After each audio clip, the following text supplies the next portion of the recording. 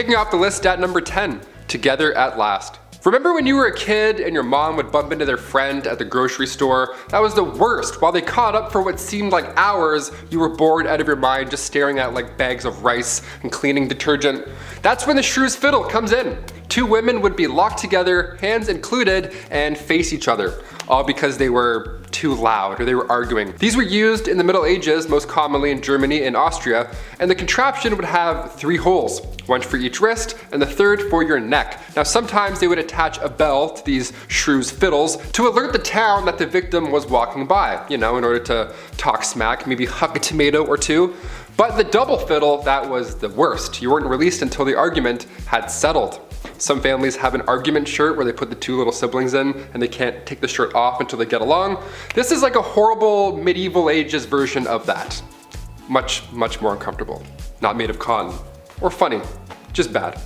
Just all bad. Number 9, point blank period. Alright babes, let's try not to shudder, but let's talk about periods for a second. Aunt Flo, the Red Sea, Shark Week, so many names to describe a pretty sucky time for people who get their period, right? Well, it might suck these days, but back in the medieval times it was a hell of a lot worse. They just didn't have the same kinds of resources that we have today, so a lot of people had to use their noodle to figure out how to get by. Period products weren't really a thing back then, so people had to get creative. They would use rags or other linens to fashion a pad, but underwear also wasn't really all that popular yet, so they had to find a way to keep things in place. They would also sometimes fashion a makeshift medieval tampon of sorts where they would wrap cotton fabric around a twig and shove it up their hoo-ha. Sounds mighty uncomfortable if you ask me. Some people would also seek out bog moss because it was remarkably absorbent, so they would make their period products out of that sometimes too. This type of moss garnered the name blood moss because of its use in treating wounds and use in period products. For other people who just couldn't create these kinds of things, they would just resort to wearing red the whole time, so everything just kind of blended in. Menstruation, but make it fashion. Number 8, the ducking stool. This next one requires so much effort as like a team. I can't believe this was a real thing. The ducking stool was made to punish women involved in sexual activities. How dare you? Shame. Men were punished too, but if we know anything about history, it was mostly women who had to put up with this shit. There was first the standard ducking stool, so women would have to sit in this chair, strapped down while sitting outside of their home, or they were carried down the street. Humiliation at its finest. The town would be like, they had sex, can you believe it? Let's take the day off work and embarrass them now. Losers, they're the losers. So stupid, so backwards. The second version of the ducking stool was essentially the same thing, only it was ducked into a river over and over and over again to cool her moderate heat. At least that's what French writer Francois Maximilien Misson says. They should cool off all those angry villagers, if anything. I don't know, dip them in the river. They're the ones burning with rage because somebody who lives over there had sex once.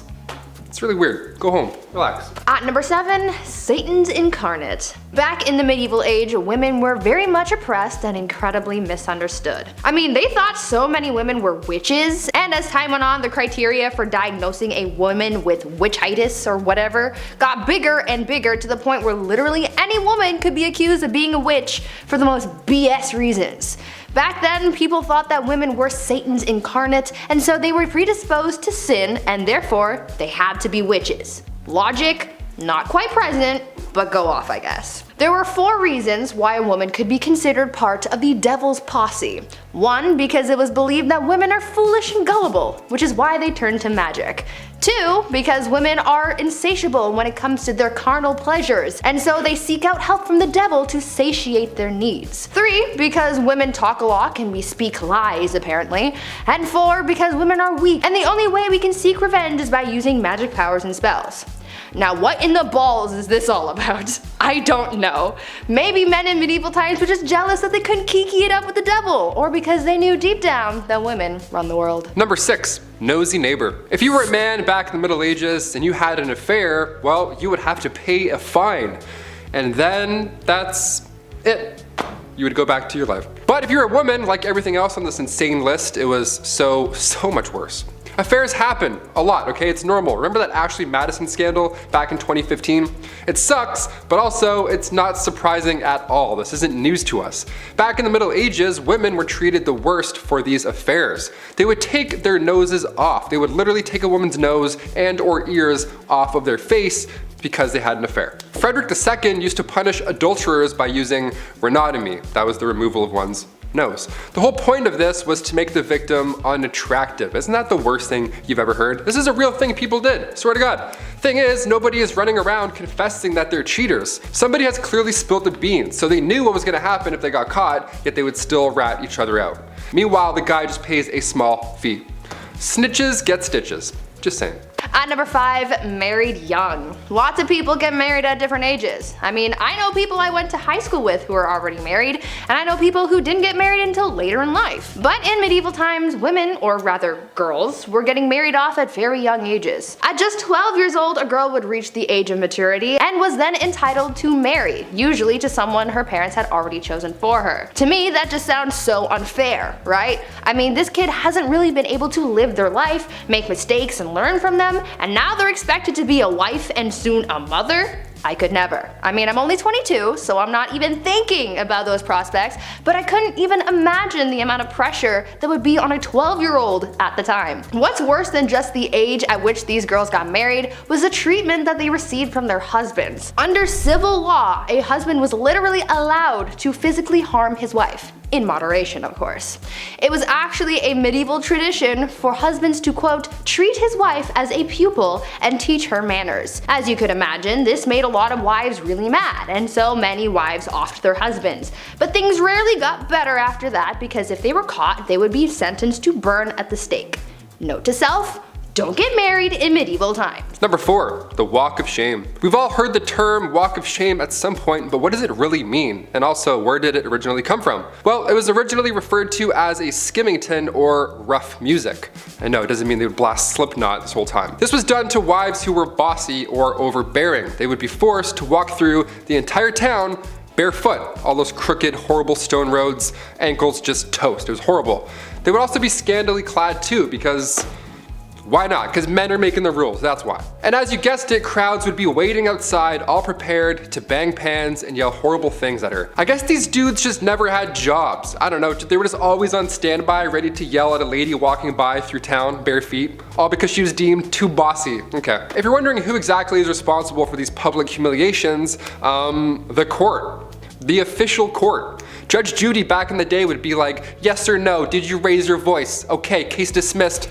Take your shoes off, we're done here. What a joke. At number 3, ladies of the night. Sometimes you gotta do what you gotta do to get that coin, right? We all have our side hustles and dead-end jobs to be able to afford rent and whatnot. And sometimes we're not exactly proud of the work that we do to make money. It was the same back in medieval times. People had to find any means to make money, and for a lot of women, they used what their mama gave them to support themselves and their families. One of the more positive sides of life for women in medieval times was the fact that being a woman of the night was actually a recognized profession. Later on throughout the times, this profession would be deemed illegal, but in medieval times, it was as common as being a baker or something. These women were actually considered to be merchants because they sold their bodies as if it was any other sellable good. Being a woman of the night was such a common and widespread profession that nearly every town in medieval times had a brothel, even in towns with small populations. So yeah, maybe they didn't have that big of a marketplace, but they no doubt had a place where you could go see some quality mommy milkers. Number 2, grand theft witchcraft. If you were a woman in the Middle Ages, you were accused of being a witch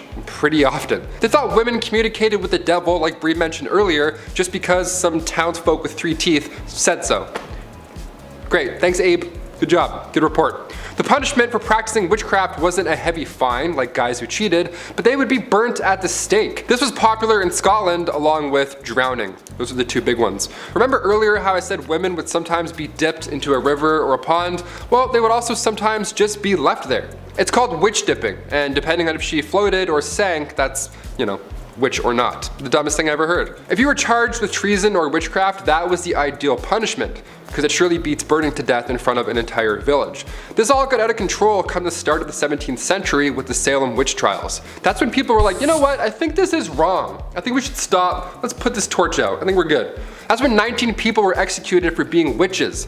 God forbid you knew how to do bedmas in the Middle Ages. Also, that's a lot of coordination to get that many townsfolk together and be like, okay, you need this, how many people are standing here? Almost like you would use basic math to figure that out.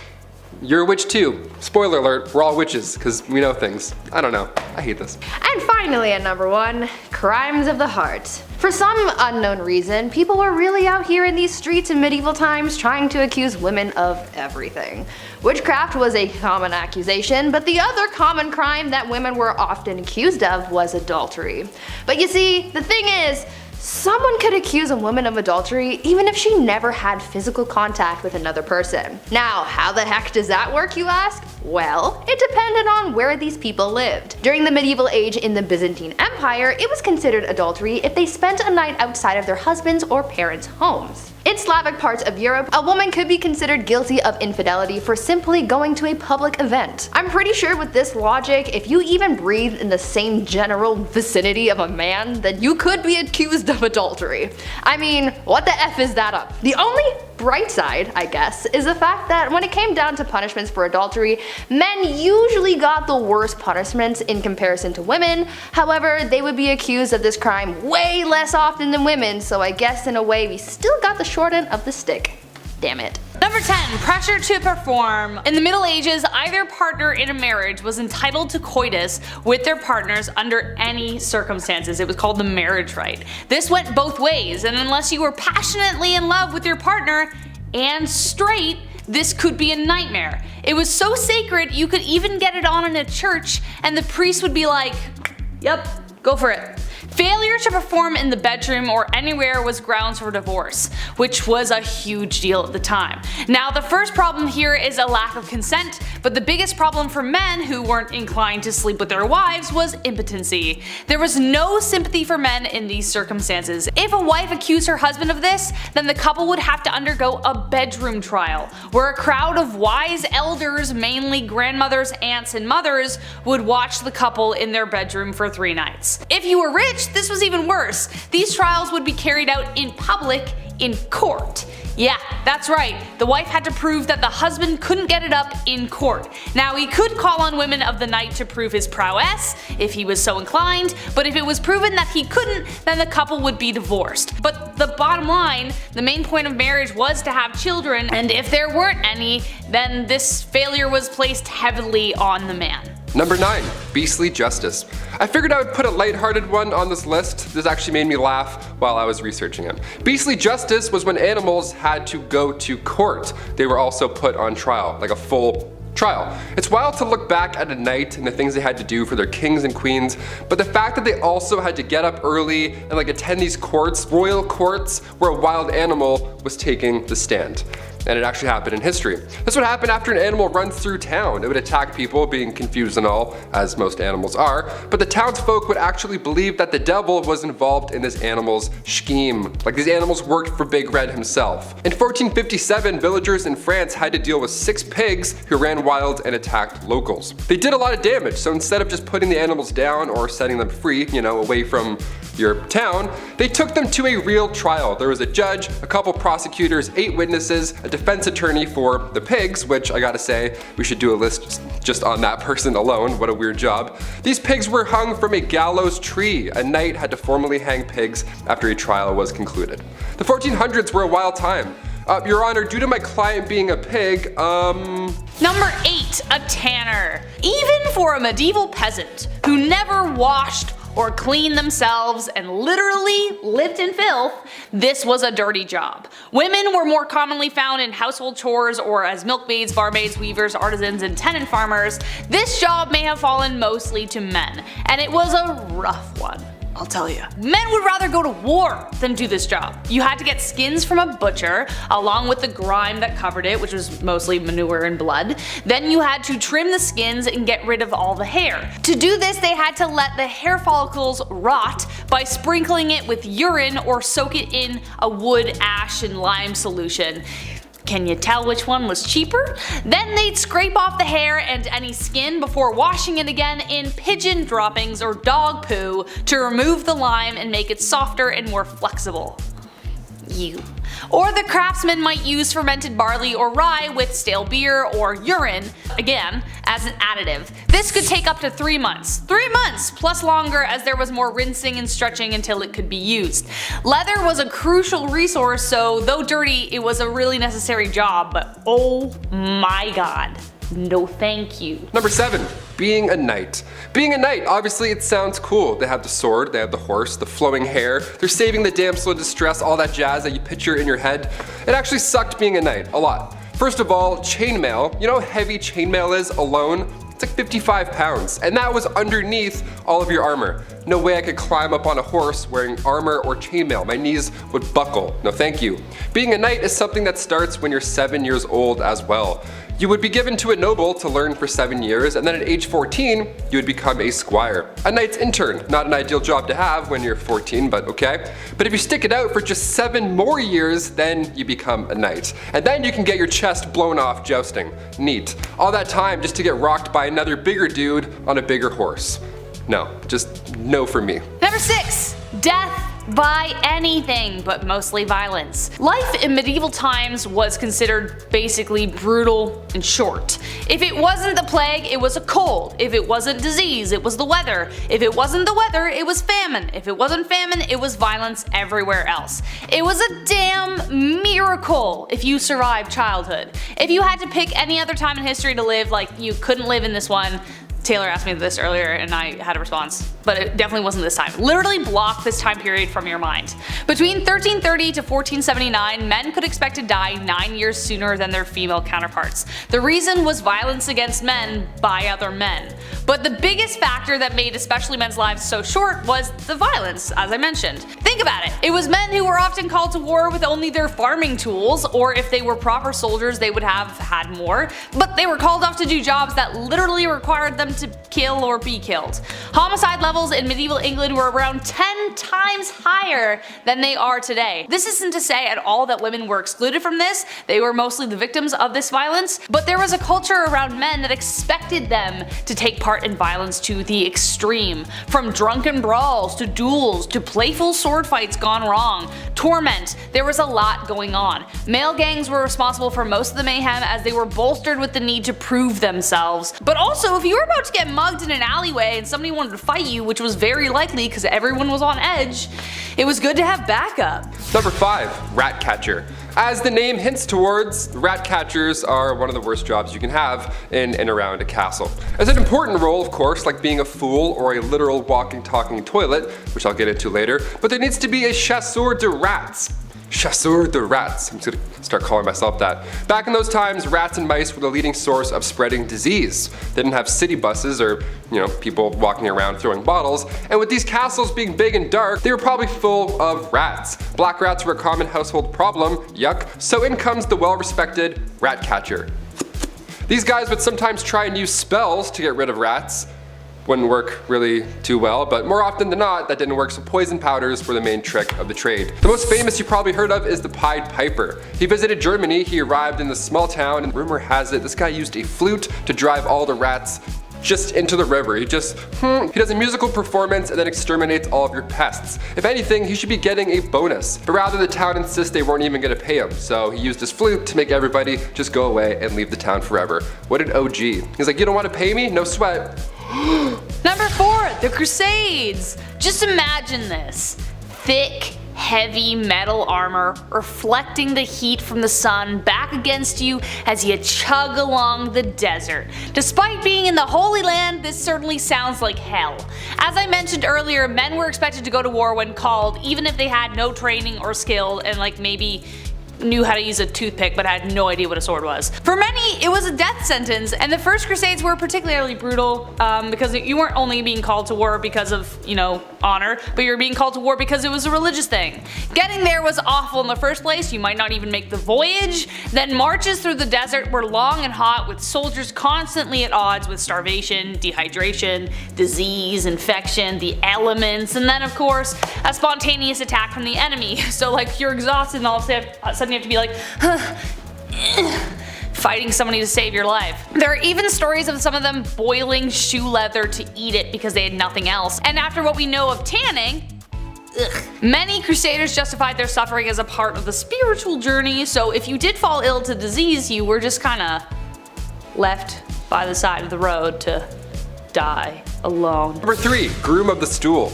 Nowadays, assistants grab your coffee for you, maybe they answer some phone calls, keep the business running while you're off doing your other business stuff. Assistants are vital. The groom of the stool was quite vital when it came to the king. Created by King Henry VIII, the role was to assist the king's bowel movements. Yeah, you had just a box with you that you carried at all times, little opening lid, smelled horrible, and you would literally follow the king until he needed to use you. Yeah, porta potties weren't a thing, and there's no way you're going to catch a king in the woods. In fact, you won't even catch a king wiping his own behind. That was also reserved for the groom of the stool. Lucky you. And this stool, you would have water, towels, a wash bowl, the whole setup, and you're probably thinking, Taylor, which poor soul had to be stuck with this role? What must you have done to deserve such a punishment? Well, this is the job you wanted, really. Only sons of noblemen could take on this role, and in doing so, they also gain access to every room, tons of nice clothes, any bedchamber furnishings, and of course, a high pay. Yeah. I would say this is the craziest job on this list, but it's really not. Number 2, the executioner. A man named Franz Schmidt meticulously chronicled his life as an executioner in detail, and well, as you can guess, it's not a fun one, but there was a lot of humanity behind it too. He had to start practicing on pumpkins at first, then graduate to live animals, and then humans. Who would choose a role like this? Well, though legally the role wasn't hereditary, it pretty much was by expectation and blood. The job was passed from eldest son to eldest son, with other sons being trained to fill vacancies. Daughters of executioners married sons of executioners, so the position would continue. As most people saw this as a pretty undesirable profession, it was difficult to keep anyone at their posts, so the job fell to the men who inherited the axe, as it were. So not legally, but it was. This cycle of executioners created something called executioner dynasties across Europe. The existence of these dynasties meant that men were trapped in this cycle of employment and had few other opportunities to work. It also meant you had a very lonely life, as people who associated with death weren't people anyone liked to hang around. And number 1, the gong farmer. The gong farmer, of course we had to end on this one, as it's definitely the most crappy of the list. Medieval washrooms are just horrible. They're not really a thing. They didn't have the sanitation techniques that we have today. Stuff would often pile up within the castle walls, and over time it would smell worse and worse. You can only imagine. The rat trapper would be around this area too, I'm assuming. So maybe they would see each other and fist bump and be like, hey, our jobs suck, nice, let's do it, get that bread. So these respected gong farmers, they would come in and take the bad stuff away from the castle. They were crap commuters, essentially. These cesspits were usually in the bottom of the castle, the lowest level, because you know how gravity and things work. These guys would go in and dig through years of yuck, piles of it, just moving all day long back and forth out of the castle. They too were paid well, really well obviously, but a lot of these gong farmers got sick. A good number of them just wouldn't come out of those pits. Pretty horrible, right? And on top of that, people didn't like talking to them. Their job wasn't cool, like the guy who takes heads. Head and shoulders also didn't exist back then. They didn't smell the best. They were often just kind of and they cross the street. It was sad. It was all bad. Hashtag all bad. At number 10, watching consummation. Back in medieval times, depending on the century, weddings either meant a lot or meant nothing at all. If it was the early medieval age, then no one really gave a hoot about marriage, and I'll get to that later. But later, in the medieval age, marriage became a holy sacrament, and this sacrament had to be consummated. On the night of the couple's wedding, they would do the good old brown chicken, brown cow, boom boom pow, OMG wow, which could have been a positive or negative experience depending on circumstance, but it was also a little weird because there would be people watching it all happen. That's right guys, after the ceremony and reception, people would follow the bride and groom up to the bedroom and be like, hey Joe, grab the popcorn, we're watching the live showing of 50 Shades of Grey. And Joe would be like, yo bet, and then that's exactly how it happened. Anyways, this was all done so that there were witnesses to the consummation, so that the marriage's validity could be backed up. So if anyone tried to deny that their marriage was legit, Joe with the popcorn would be able to back up the bride and groom and confirm that everything happened. Kinda kinky, kinda weird. Number 9, dowries. Today's weddings are so insanely expensive. I don't know if it's ever gonna happen for me, for that reason alone. But, you know, they kind of replaced the dowry altogether. But what was a dowry? It was a set of assets, money, material, goods, real estate that would be given to the groom once the couple united. The purpose of the dowry was to entice a groom to marry the bride if he wasn't already attracted to her. A kind of, we will pay you to marry our daughter kind of vibes. But it also acts as a kind of insurance for the bride. Should the marriage end in divorce, the husband is expected to pay it back. So yes, there were indeed take-backsies if things got really bad. Though considering divorce and annulments were rare and the money really never belonged to her, not the best rule to live by, but the groom would also pay something called the bride price or bride wealth. The groom was expected to pay a sum either in assets or money to secure a lady's hand in marriage. This implied security for the bride and their family. But yes, in both accounts, technically, a bride could be bought and sold for whatever price the family/groom deemed appropriate, so really just a marriage pawn. On number 8, shotgun wedding. Marriage and weddings back in the medieval ages were practiced very differently compared to today. Back then, people started getting married and having kids very, very young. Usually, girls would be married off as soon as they hit puberty, so around the age of 12, and they would start popping out as many spawn as possible because the high infant mortality rate made it very difficult to grow a family. On top of the duty to further the population, these marriages weren't for love. Arranged marriages were the norm back then because it was mostly used to join families for status or alliances, or because your dad owed Billy from down the block a favor and he offered you to his son Billy Jr. Marriage ceremonies were also very different back then. Because marriage wasn't as big of a fuss as it is now, it didn't matter where you got married or how soon. You could get engaged in the morning and be married by lunchtime if you really wanted to. Most people didn't need permission to get married, so they could hold the ceremony anywhere. Marriage ceremonies could be held in places like pubs, in the middle of the street, or even in bed. Because of this, it made it really hard to know who was married and to whom until the 12th century, when it was declared a holy sacrament that must be observed by God. Number 7, no objections. So obviously, with a lot of people marrying willy-nilly, a lot of marriages mostly made people miserable. Maybe.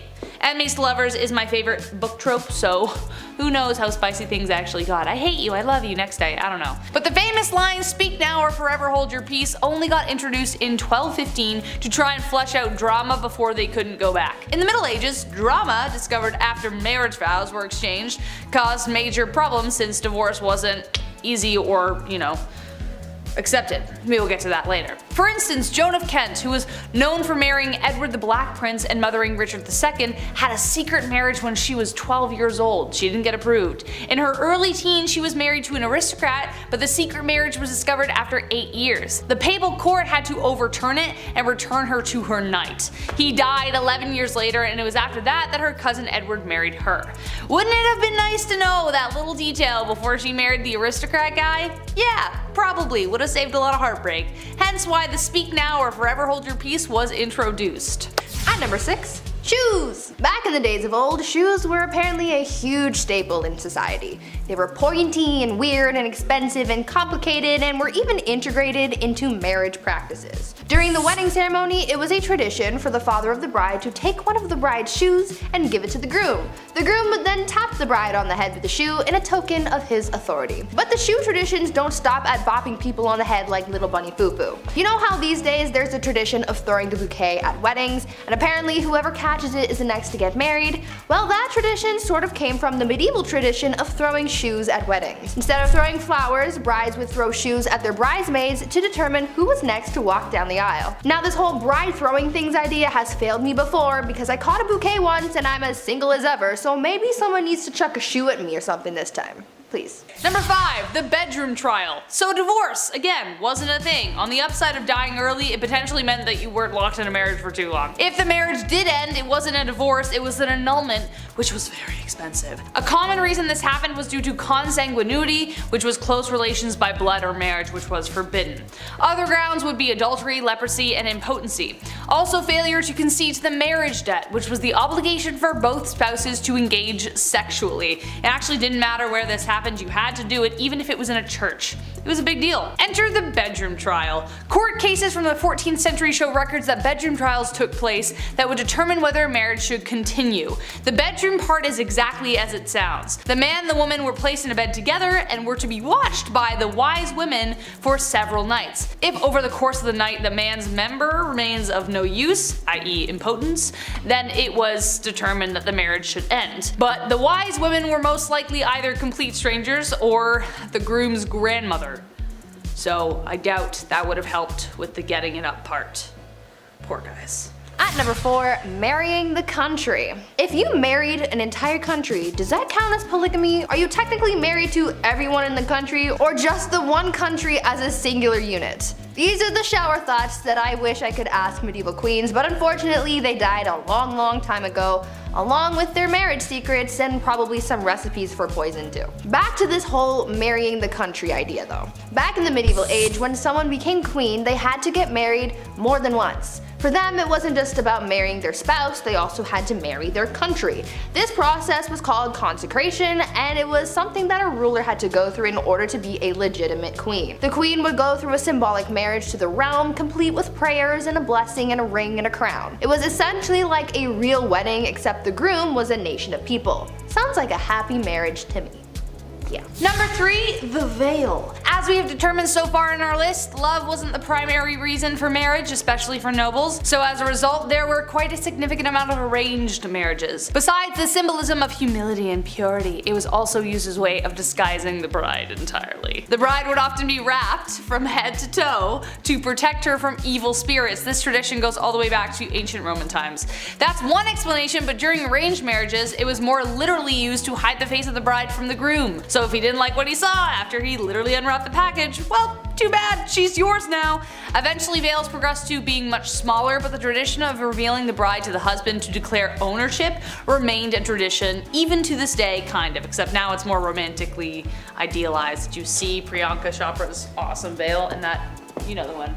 At number 2, long distance marriage. You know how during the pandemic people started having Zoom weddings? Well, in a way, people have been doing something similar since the medieval ages. Back then, a lot of weddings were simply for political reasons, and so a big ceremony was rarely needed. So when two people from different kingdoms were getting married, they didn't necessarily need to be there for the wedding. Instead, they could send proxies and have someone marry their new spouse on their behalf. This would be the legal binding of marriage, you know, the paperwork side of things. But once both parties could finally meet in person, then they would hold a second ceremony with all the pomp and circumstance that you would expect. And yes, it still included the whole watching the consummation thing. Ew.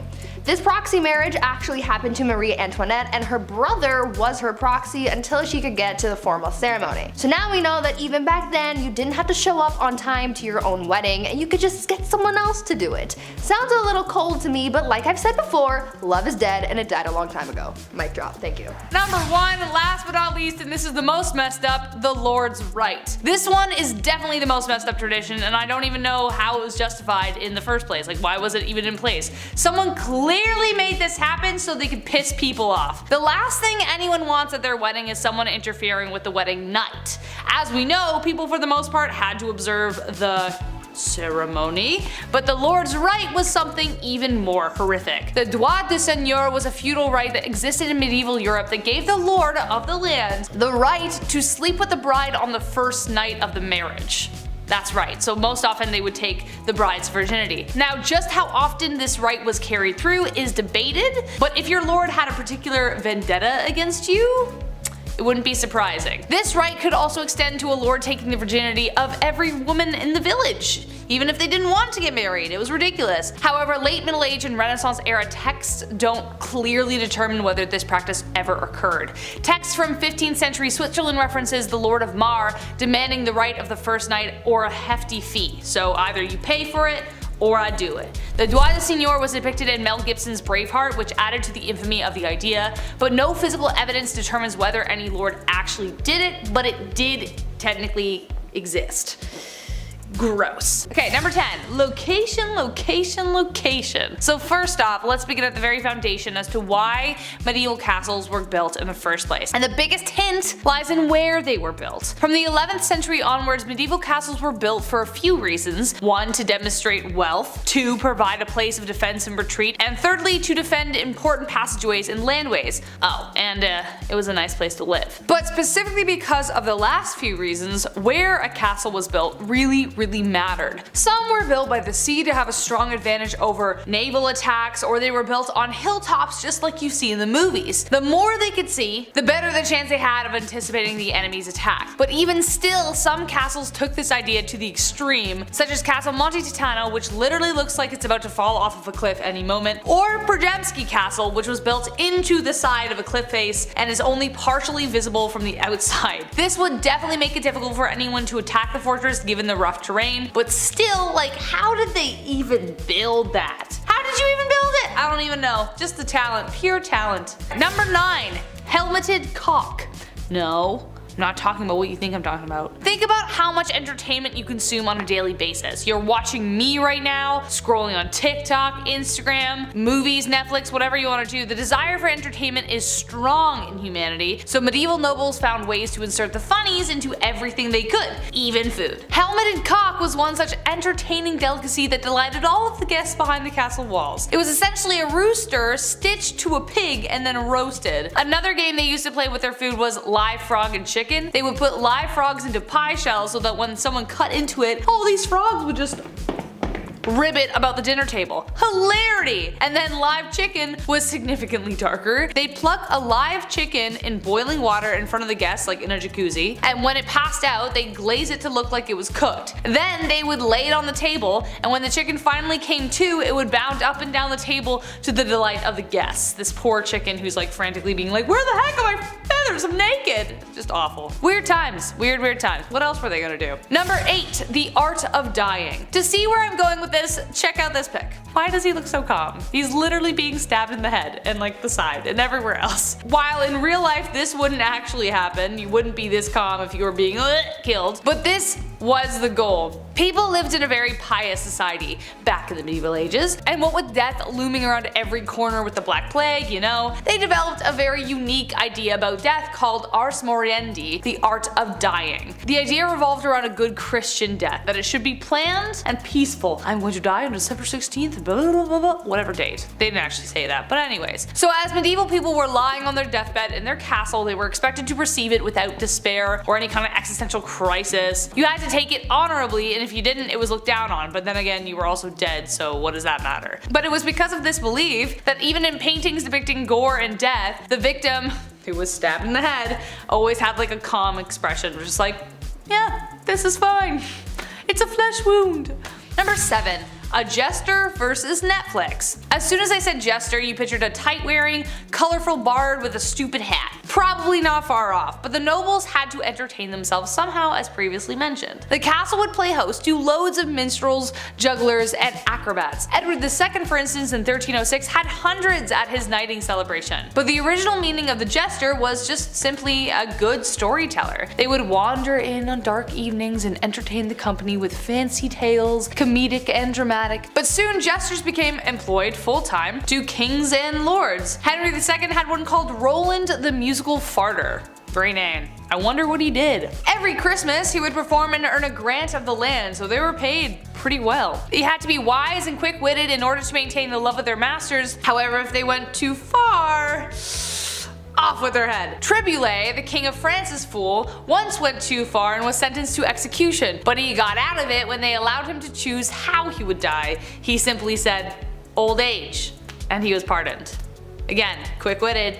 Number 6. Gazing out of windows. Imagining a world where women are restricted from education, business, autonomy is thankfully getting harder and harder to do. But even without feminism, women still operated within the constraints of a patriarchal society in very important ways. It was their job to run the entire castle when the lord was away, for instance. They weren't just staring out windows, waiting to lower their hair for a handsome suitor. Medieval noblewomen, for instance, had the responsibility of running the household and enforcing it. Lords were often away on crusades, war, court, or even just dead. So it was up to the ladies to run the estate, finances, and even to defend the castle against attack. Also, if the husband was dead, many women would choose not to remarry because you had more advantages being a widow than being married. You would essentially be treated as a man, especially in terms of property and things like that. Religion was also incredibly important, and one of the restrictions for women at the time was that they were forbidden from touching the altar. So in order to metaphorically dance around this, they donated donated their clothes to the church, which would eventually be worn by the clergyman, hence they would eventually touch the altar. A very clever way of getting around this rule, but more research needs to be done about women in the medieval ages, but this is kind of what it looked like.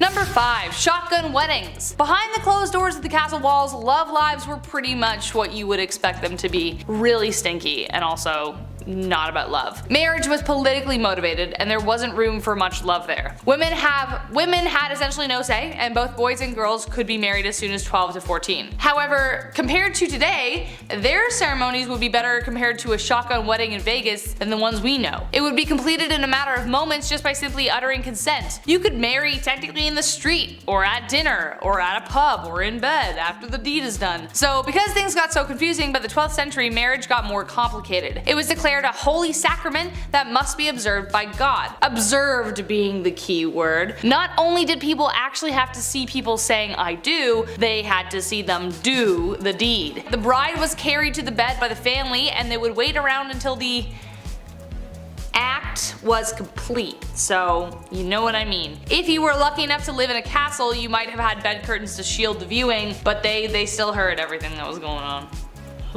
Number 4. The Mystery of Ludlow Castle. Beyond weird weddings, war, and strange food performances, castles contain secrets behind their walls we may never know, such as the mystery of the White Lady of Ludlow Castle. In the 12th century, the castle was home to Marion de la Bruyere, and she had a secret. She was in love with a secret suitor with whom she would sneak into the castle each night. She would lower a rope in true Rapunzel fashion to bring her love to her. But little did she know that her mysterious love was setting a trap for her. One night he left the rope below so that more men could follow up behind him and take the castle. Bereft and betrayed, Marion stabbed her lover with his own sword. She then flung herself from the castle's walls and perished on the rocks below. To this day, people have stories of seeing a woman's white figure tumbling from the castle window, trapped in the desperate circumstances of her death. Number 3. Secret passageways. If I am ever in my life able to actually afford a house, we'll see. One of the ride or die requirements is a secret passageway or to a secret library. Like both. Both would be great, but a secret library is a must. And I will never tell anyone about it because how cool would it be if they found it themselves? Medieval castles were filled with secret passageways and alcoves designed to help facilitate escape should the need arise. In fact, it was kind of a requirement of fortifications to have one. The main secret entrance was called the postern. It was small, therefore easy to defend and protected by metal grates, as well as there were battlements above it. However, the entrance could be exploited if in the wrong hands. Say you have some double crossers behind your walls. They could help sneak in the enemy soldiers, such as the case of Corfe Castle during the siege of 1645. An officer named Colonel Pittman helped aid enemy troops in through the postern, condemning the fate of the fort. Number 2. Where's the loo? There are so many reasons to be thankful for modern day plumbing, but this reason above the rest. Because of plumbing, we don't need a gong farmer. What is a gong farmer? I'm not glad you asked. In castles, bathrooms were often called gongs or loos, and often overhung over the moat or onto the ground so that like whatever was happening would just drop below. There was a wooden board with a hole in it, you sat on it, did your business, and got up. Simply straightforward. But sometimes the droppings fell into a cesspit like in Rochester Castle. The smell would rise up, and though they didn't know about germs, they believed bad smells were unhealthy. So eventually, the pit had to be cleaned. Enter the gong farmer. This is a dirty job that even Mike Rowe would run from. They had to scoop out the stuff, ferry it away, and bury it. It was a dangerous job too, and one poor fellow named Richard the Raker fell into one and drowned. Now that's a way to go. And last but not least, the Tower of London Zoo? The Tower of London has seen a lot of action since it was built by William the Conqueror in the 1070s. It has housed some of history's most famous political prisoners, but did you know that at one time it was kind of a zoo? From the 1200s to 1835, the tower housed an exotic assortment of wild animals. Lions, tigers, bears, oh my, but also elephants, monkeys, and polar bears. They were brought to the castle as gifts, and if you visit the attraction now, there are wire sculptures commemorating the beasts. In 1235, Henry III was given leopards, though most likely they were lions, but they were just called that, by the Holy Roman Emperor Frederick II, and that's where it all began. The king decided to start a zoo at the tower, and that he did. A polar bear joined the exhibit in 1252, and then an African elephant in 1255. A special enclosure was built, but sadly the elephant died only a couple years later, which was sadly the fate of most of the animals, except for the lions. They did pretty well. At number 10, cutting fingernails. Each civilization had their own specific beliefs, religions, and rites. rites. For the Vikings, their belief in Norse mythology impacted a lot of their daily lives and even their burial rituals. One specific prophecy from their religion depicted the end of the world, and as anyone would, they tried to avoid that at all costs. In Norse mythology, Ragnarok was their version of the end of the world, and during this event it was foretold that a lot of stuff was gonna happen, like giants and demons approaching and attacking the gods, and a ship called Nagfar would carry a fleet of giants. This ship was said to be made of the fingernails and toenails of the dead, and the bigger the ship, the more giants would come. Out of fear of this happening, the Vikings took every precaution to prevent Ragnarok and subsequently the arrival of this fingernail ship. To do this, the Vikings built into their burial rites a very important step, cutting the fingernails of the dead. The Vikings had to remove the fingernails of the dead so that they couldn't be used to build the giant ship, but other than their removal, no one really knows what they did with said fingernails. The Vikings were also said to have kept their own fingernails clean as to prevent the same outcome. At number 9, teeth filing. Many civilizations had body modifications as part of their culture through time. Mesoamerican civilizations were known to shape their skulls and alter their eyes, women in China altered the shapes of their feet for many years, and so many cultures around the world adorned themselves with tattoos, piercings, and scarifications. In Viking culture, their body modifications often included dental work. Evidence suggests that some Vikings filed horizontal lines into their teeth, and some of them filled those grooves with red dye to make themselves look even more terrifying. Because the Vikings were known to be voyagers traveling the seas to new lands, some anthropologists believe that the Vikings may have picked up their idea for dental modification after making contact with people in West Africa, as many tribes over there were known to file their teeth into different shapes. Would you guys ever do something like this, or would you rather leave that up to the Vikings? Now before I continue telling you guys about the weird and crazy things that the Vikings did, let me first ask you guys to leave a like on this video if you're enjoying it so far, and maybe also consider subscribing to the channel to see more awesome videos like this one. At number 8, carbon monoxide. The Vikings were pretty good builders, mainly of ships. Their ships were huge, intricate, and very impressive, but where they excelled in shipbuilding, they lacked in the construction of their homes and community buildings. Apparently, the longhouses that they built for their communities were actually pretty unsafe to be in and trapped a lot of toxic gases inside of them. Researchers from a university in Denmark recreated one of the Vikings' longhouses and lit a fire in the center of it, like the Vikings would have done back in the day. After simulating an average living environment and monitoring the atmosphere inside of the longhouse, they realized that there wasn't enough ventilation to prevent carbon monoxide and nitrogen dioxide from building up inside. This would have led to a lot of people getting sick, especially those who spent long periods of time inside. The Vikings didn't know that though, but they also had their own remedies for curing sickness, so I don't think that they would have thought much of it. At number 7, onion soup. Speaking of Viking home remedies though, they had some pretty interesting ones. Every civilization had their own takes on medicine and healing their sick and injured, and the Vikings were no doubt the same. For them though, soup was their tool for healing, and for x-rays. Sort of. These days we eat soup when we're sick to warm up our bodies and balance out our sodium levels, and doctors have actually proven that eating chicken soup actually does make you feel better when you have a cold, but Vikings didn't really have the same idea. For them, onion soup was their thing, and they used it to diagnose people. Viking healers would make up a pot of really strong onion soup and feed it to a warrior who had a wound around their abdomen.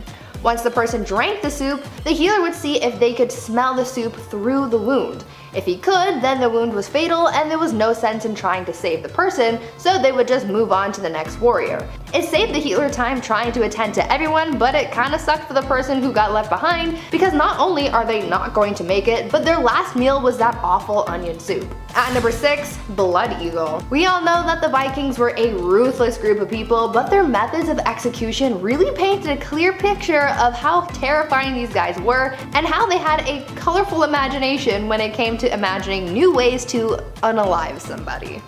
The Vikings came up with a method of execution called the blood eagle, and yes, it is just as terrifying as you would expect with a name like that. The blood eagle basically involved cutting someone up to make it look like an eagle. They would cut apart the rib cage and then spread it apart to make it look like wings, and then after that, while this person was still alive mind you, they would pour a salt solution over the wound, pull out the lungs, and arrange them over the rib cage to, again, make it look like wings so that this person could flutter away into the afterlife.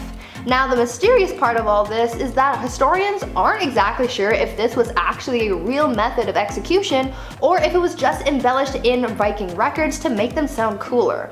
I, for one, hope that it wasn't actually real because that sounds brutal, but when it comes to Vikings, you never really know. At number 5, building fires. The Vikings were some pretty innovative people, but they were also kinda gross. This gross behavior applied to a lot of things, but one of those things was their fire building. Now you're probably asking yourself, Brie, what's so gross about making a fire? Well, it's the way that they started the fire that was kinda grody. You see, nowadays we have a bunch of things that we can use to start a fire. We have matches, lighters, lighter fluid, and a bunch of other things. But obviously back in the days of the Vikings, they didn't have those fire starting tools, and so they had to improvise. The Vikings came up with a nifty little trick to start a fire where they took a fungus called touchwood and they would beat it and burn it until it turned into a thin, flat thing that kind of looked like felt.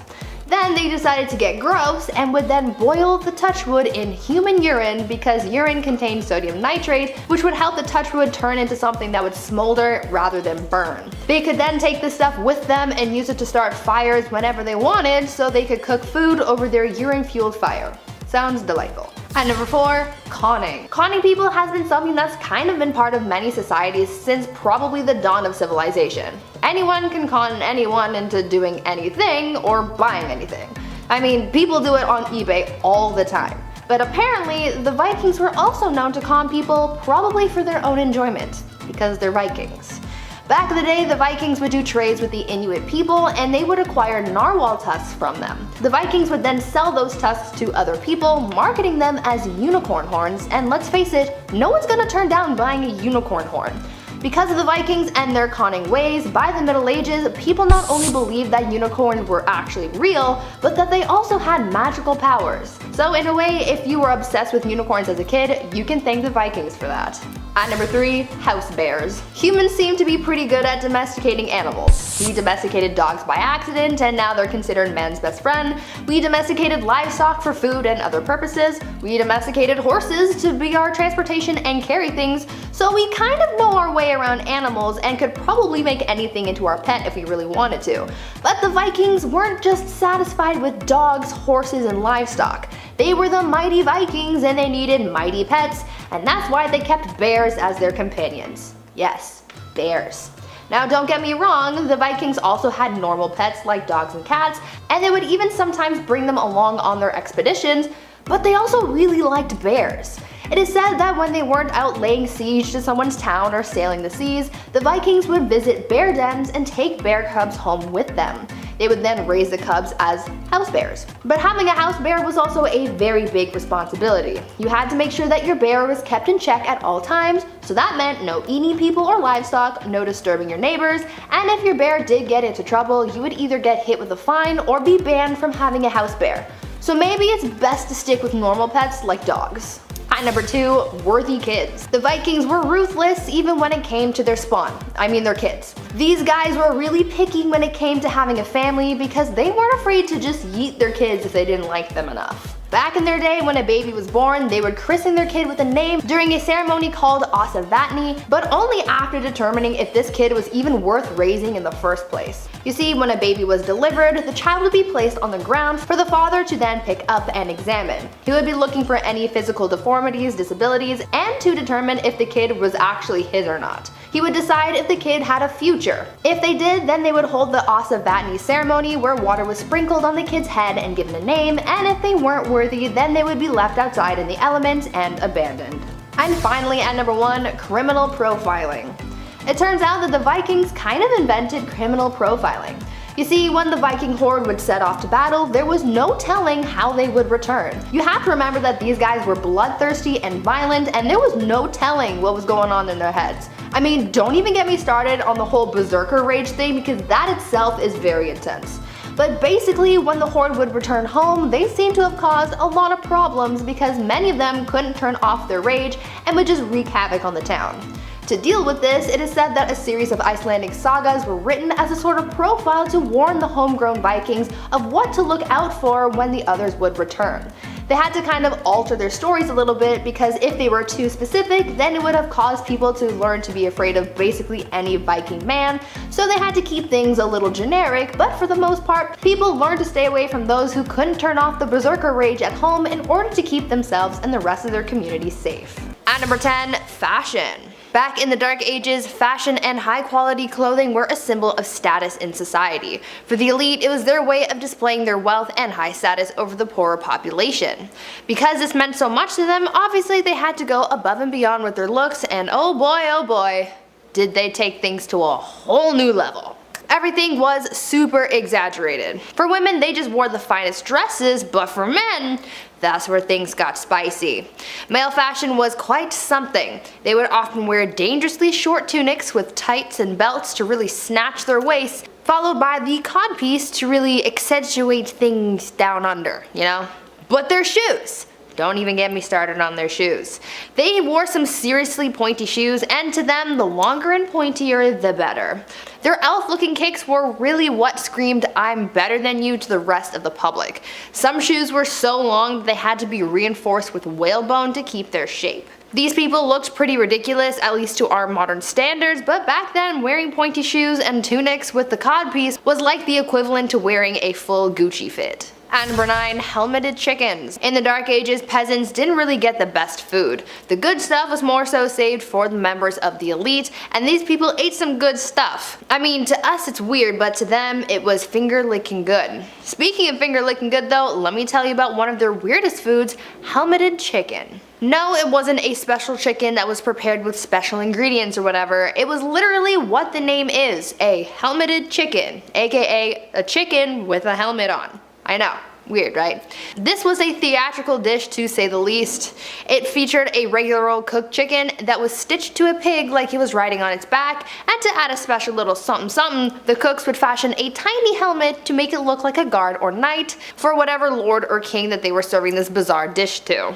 This was a fan favorite because of how extravagant it was, but that trend sort of lived and died in the Dark Ages because you can't catch any chef doing something like that these days. Gordon Ramsay would have a fit over this one. Before I carry on telling you guys about all of the weird and crazy things that people did back in the Dark Ages, I would first like to ask you guys to leave a like on this video if you're enjoying it so far, and also consider subscribing as well to see more videos like this one. At number 8, beautiful death. Death was kind of a big deal in the Dark Ages. Sounds weird, but you also have to take into account the fact that the average life expectancy was only about 30 years old, so really, you didn't have long. Also, people back then were faced with some pretty harsh times like famine, cold, and of course the Black Death. Because they had to face death so early on and so often, the so-called art of dying came to be. The whole premise behind the art of dying revolved around dying a good Christian death. According to those who lived in the Dark Ages, your death had to be planned and peaceful. When someone was on their deathbed, they would concern themselves with accepting their fate without, quote, despair, disbelief, impatience, pride, or avarice, end quote. This art of dying thing was very popular amongst priests, and this actually led to a lot of painters at the time depicting people in holy professions as submissive to death and what was to come for them. At number 7, Feast of Fools. One of the more lively aspects of the Dark Ages was the many festivals and holidays that were celebrated. Though most of the population worked grueling hours for days on end, they often got breaks to hold celebrations. Most holidays and celebrations that were held were religious, but others were just silly and were designed for people to have fun, like the Feast of Fools, for example. The Feast of Fools was held in early January and was inspired by the pagan festival of Saturnalia. This was a pretty interesting festival because it involved swapping the highest respected officials with serving maids, and they became masters and were crowned kings of misrule. This festival first started as something confined to the church, but soon became a bigger affair with parades, comic performances, music, costumes, and even drag. These people really liked their festivals. Another pretty weird festival that they held was the Festival of the Ass, where a young girl carrying a child would ride on the back of a donkey into a church, and during the service, instead of saying amen, they would say hee-haw like a donkey. I know, bizarre, right? At number 6, soccer. These days, people regard soccer or football as a modern European sport, and though it is popular in these modern times, it turns out that the sport has been around a lot longer than you might think. Soccer was first played back in the Dark Ages, however, it is very different from the soccer that we know today. Back then, the sport didn't even really have a name, and there were no rules either. The only thing that people followed when playing the game was the objective of winning. Back then, you were allowed to win by any means necessary, besides deliberately offing people, of course. Back then, soccer became known as a pretty brutal sport. It was violent, chaotic, bloody, and sometimes even deadly. It involved an infinite amount of players, so it was really a free-for-all on the playing field. The sport was so intense that in 1314, King Edward II banned the game, decreeing, quote, "on pain of imprisonment, such games to be used in the cities in future," end quote. Glad things have changed since then, because FIFA would be really intense if it hadn't. At number 5, weddings. Marriage and weddings back in the Dark Ages were very different than they are today. Back then, because the average life expectancy was so low, people started getting married and having kids very young. Usually, girls would be married off as soon as they hit puberty, around the age of 12, and these marriages were not for love. Arranged marriages were the norm back then because it was mostly used to join families for status or for alliances. Marriage ceremonies were also very different back then. Because marriages just weren't as big of a deal back then as they are today, it didn't matter where you got married or how soon. Most people didn't need permission to get married, so they could hold the ceremony anywhere. Marriage ceremonies were held in places like pubs, in the middle of the street, or even in bed. Because of this, it made it really hard to know who was really married and to whom until the 12th century, when it was declared a holy sacrament that must be observed by God. To make things even weirder, the consummation of marriage was also pretty odd because it wasn't a private affair. The act of bedding wasn't seen as an intimate moment between the couple, but rather an investment in the union, so it was observed by witnesses. I am certainly glad things have changed. At number 4, jesters. You would think that being a court jester in the Dark Ages would have been a pretty bleak job, but you would actually be wrong. I mean, yeah, they looked funny with their outfits and hats modeled after the ears of a donkey, but jesters actually held a lot of power in court, making their job a pretty good one compared to other common folk. The court jester's job was to make people laugh by doing tricks, stunts, and telling jokes. Sometimes a jester would poke fun at the king or lord that they served, or would make comments about a kingdom's politics, and for a lot of people, saying these types of things would give them a one-way ticket to the gallows, but not the jester. Because of their profession, by royal decree, anything that they said was taken as a jest or a joke, so no one could get mad or offended at what the jester said or comments on. Basically, the jester was the one person in the court who was immune from medieval cancel culture. They could offend anyone they wanted to, and no one could stop them. At number 3, unicorns and Jesus. The thing about the Dark Ages is that it was full of superstition and mythology. Within this period of time, there was a lot of confusion when it came to religion, as paganism and the rise of Christianity were both hot topics. Many times, superstitions and mythology from paganism made its way into the religious beliefs of Christians, and things were known to get a little weird. Take, for example, the unicorn and how it was incorporated into the Christian beliefs of the Dark Ages. It is believed that a mistranslation of what is thought to have been an ox is what brought unicorns into Christianity. Because of this mistranslation, the Bible likened Jesus to a unicorn. Since it was in religious texts, people in the Dark Ages sort of just ran with it, and so they started incorporating the unicorn into many religious artworks. To further this whole unicorn thing, they made up a superstition that only innocent maidens were allowed to touch unicorns, and they even used the unicorn to come up with a rather uncomfortable allegory of Christ entering Mary's womb. This unicorn thing was also fueled by the Vikings at one point, as during the medieval age, Vikings were known to con people into buying narwhal tusks marketed as real unicorn horns. At number 2, divorce by combat. Back in the Dark Ages, if you wanted a divorce, you had to be willing to fight for it. Literally. In medieval Germany, couples would take to the ring to settle their disputes, and it was quite the showdown. Trial by combat was the common way of settling arguments back then, but when a husband and wife were fighting, things were a little more interesting than just having an all-out brawl. During these divorce by combat proceedings, the husband had to stand in a hole with his hands behind his back, while the wife ran around in a circle with a bag full of rocks. I don't really see how this settled anything, but who am I to question the methods of the Dark Ages? And finally, at number 1, animal court. I think that one of the weirdest things about life in the Middle Ages was their legal cases. As I just told you, their divorce proceedings were literally a trial by combat. They also found bizarre ways of trying someone if they were accused of witchcraft as well, and that was pretty dark, but the strangest court battles involved animals. Yes, animals were sometimes put on trial back in the Dark Ages. All animals from livestock to pets and even insects were not safe from the law, and they would be put on trial if they were suspected of breaking the law. According to records from the Dark Ages, at least 85 animals were put on trial for a number of reasons. Pigs were the ones who were put on trial most often for chewing off people's body parts and even eating children. In 1474, a rooster was put on trial and found guilty of the unnatural crime of laying an egg, and even unwanted rats were put on trial and received strongly worded letters demanding that they leave the premises. The most bizarre case though involved a donkey who went through a legal trial and actually won. This donkey became the victim of unwanted advances, but was deemed innocent because someone declared her to be, quote, virtuous and well-behaved animal, end quote. These people had way too much time on their hands. Number 10. Starting off strong with animal court. That's right. In the Middle Ages, apparently, it was a regular thing that animals would be put on trial. It was believed that animals who committed a crime were possessed by the devil. Of course they were. Of course. And to let them go unpunished would give the devil the permission to take over human affairs. You don't want that, so they would be put on trial. Everything from hogs, beetles, rats, mice, cockerels, all have a history of being put on trial. In the 14th century, local people even prosecuted Spanish flies. Spanish flies were dangerous to livestock and would ruin vegetation, so needless to say, they weren't well liked. And they were appointed a lawyer, what kind of lawyer back then? No idea, and given great dignity in court, though the verdict was not favorable. They were condemned and banished from a plot of land. How exactly they enforced this? Who knows? An anywhere wedding, number 9. Apparently, back in the Middle Ages, shotgun weddings were like the thing. It was the to-do.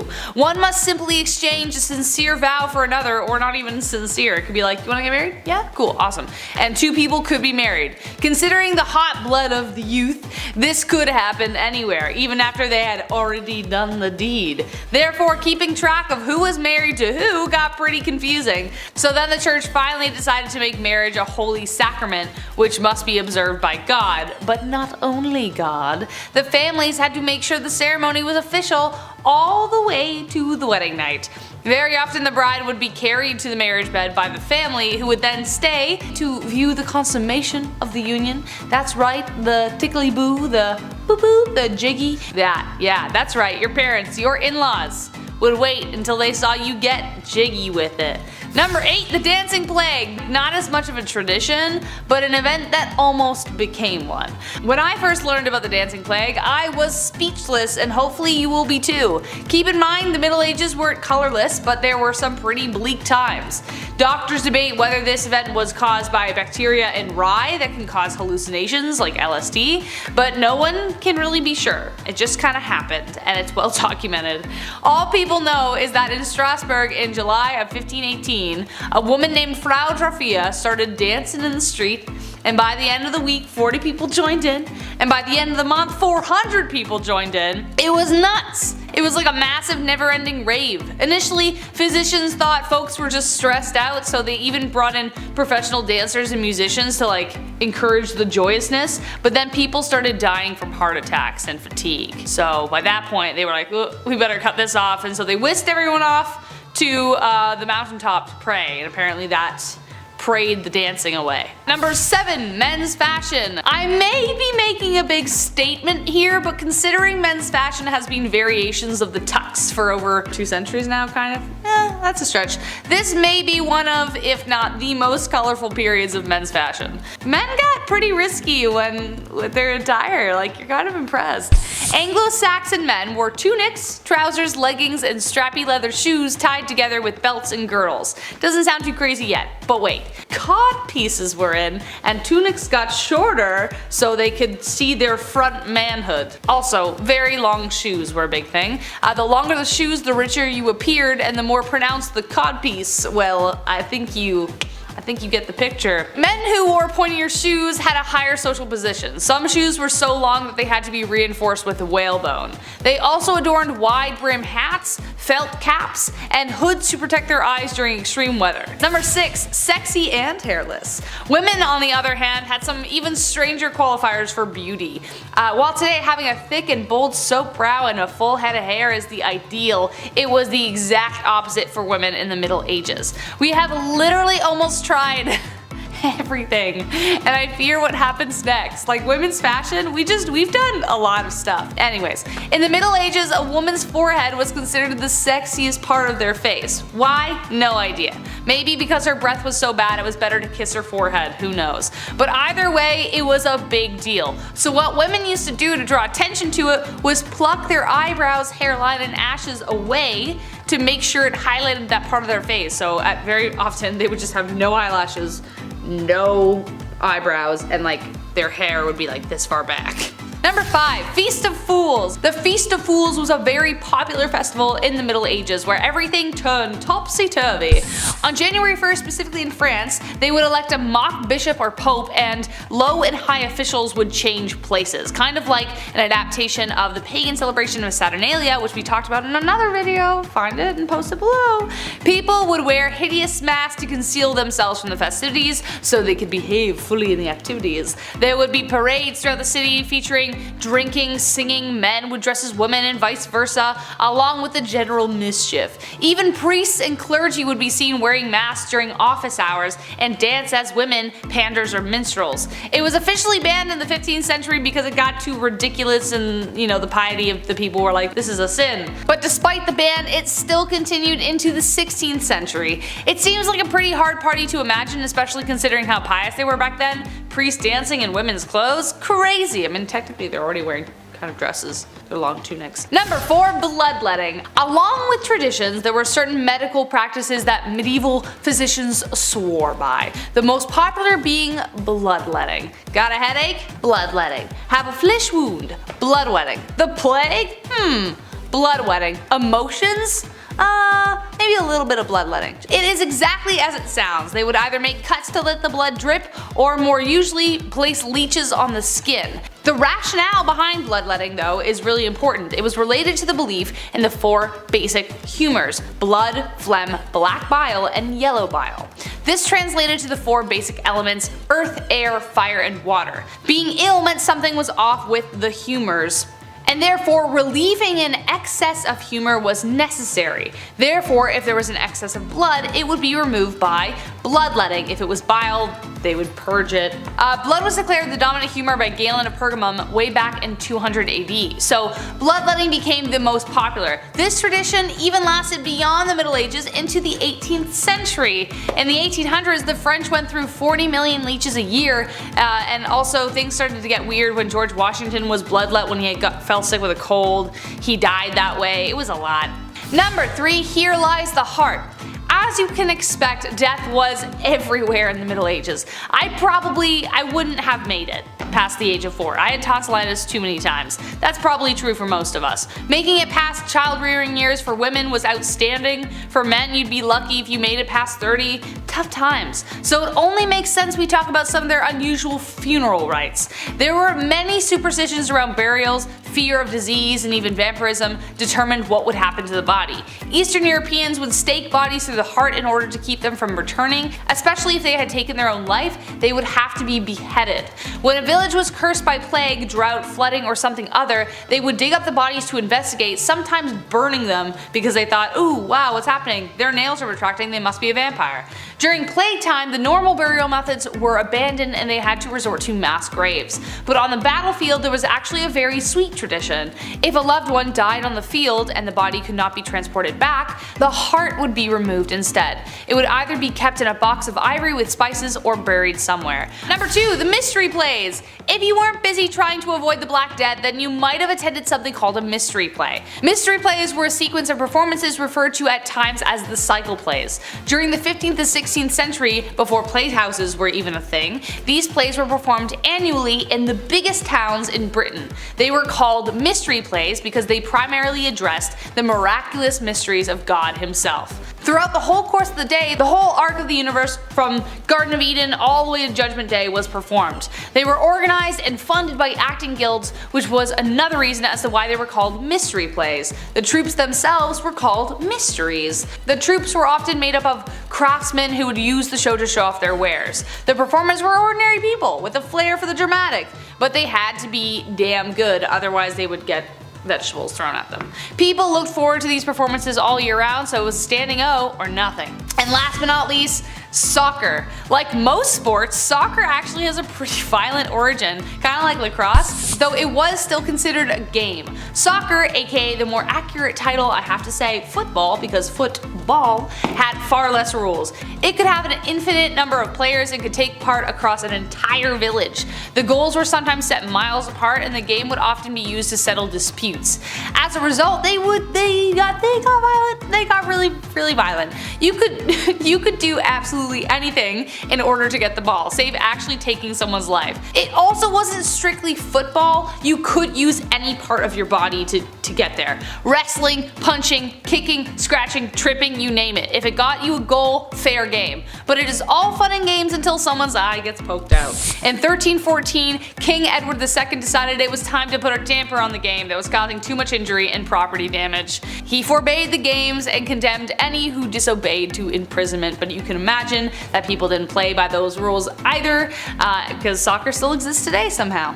Anyways guys, that was our list. Honestly, I used to play soccer when I was in middle school, and I don't think the game has changed that much. Girls are violent. At number 10, baby night. I know that when someone asks a little kid what they want to be when they grow up, some of them might respond with saying something like a princess or a cowboy or a knight, but back in the medieval age, kids were really becoming knights, not just when they grew up. Knights started training when they were between the ages of 7 and 10, so their childhoods were pretty short-lived. In this day and age, kids that age are starting elementary school and are still too short to ride most rides at the theme park, but back in the day, they were being trained to go off to war.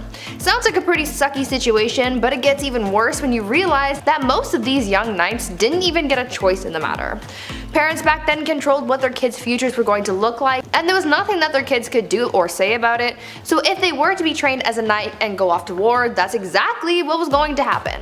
At number 9, squires.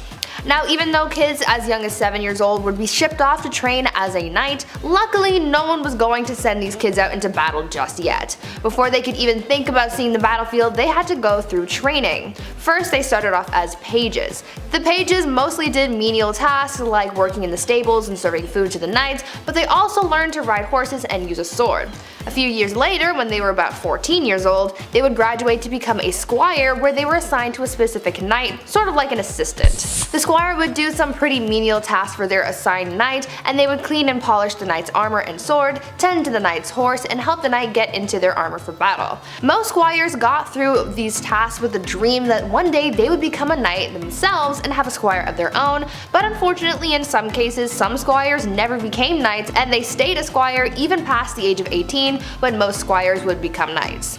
Seems a little unfair to me, but I guess in that case you wouldn't be burdened with the knowledge that you could die on the battlefield, since you would never make it there. Before we continue learning about medieval knights and how messed up their lives were, why not consider leaving a like on this video if you're enjoying it so far, and maybe also consider smashing that subscribe button as well to see more videos like this one. At number 8, training. When you picture what it would look like to see squires training, what do you imagine? Do you picture kids fighting with wooden swords or practicing how to put on armor? Well, you can put that out of your mind, because that image is more sunshine and rainbows than what actually went on, because training to be a knight was a very grueling process. When a page graduated to become a squire, they then had to master the 7 points of agility. The 7 points of agility were sort of like sports that would help the squires become good knights.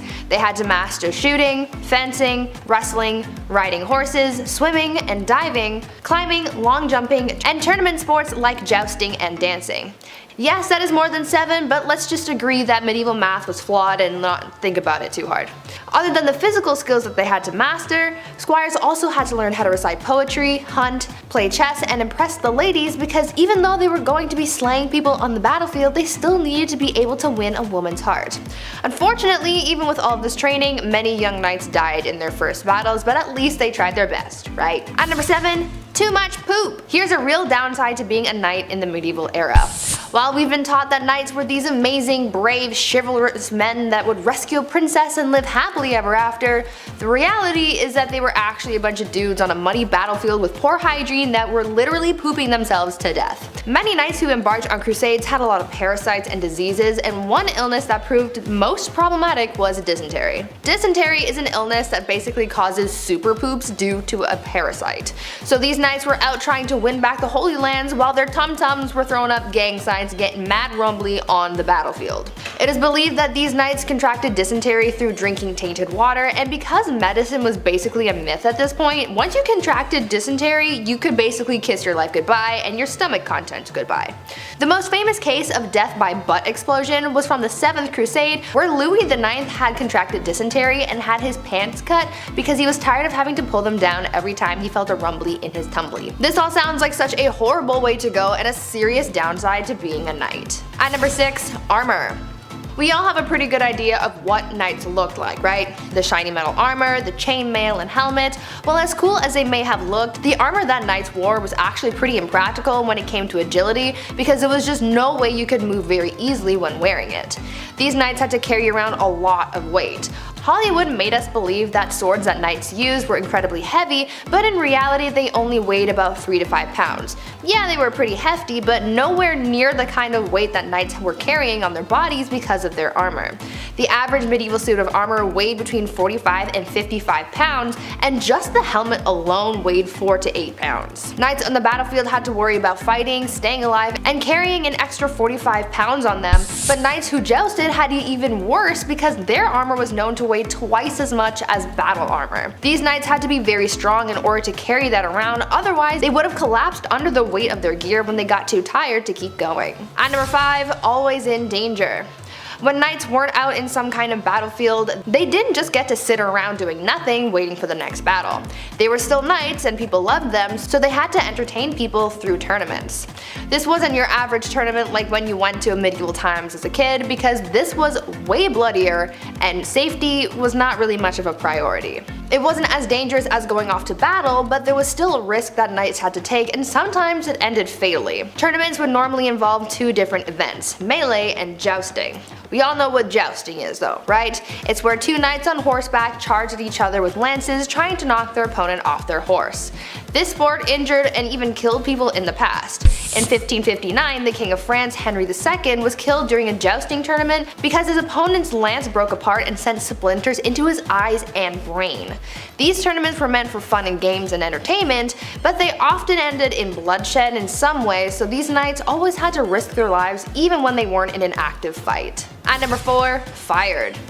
As with any kind of job, medieval knights could get fired. These days, if you get fired, you just have to find another job to fall back on, but for knights they had it much worse.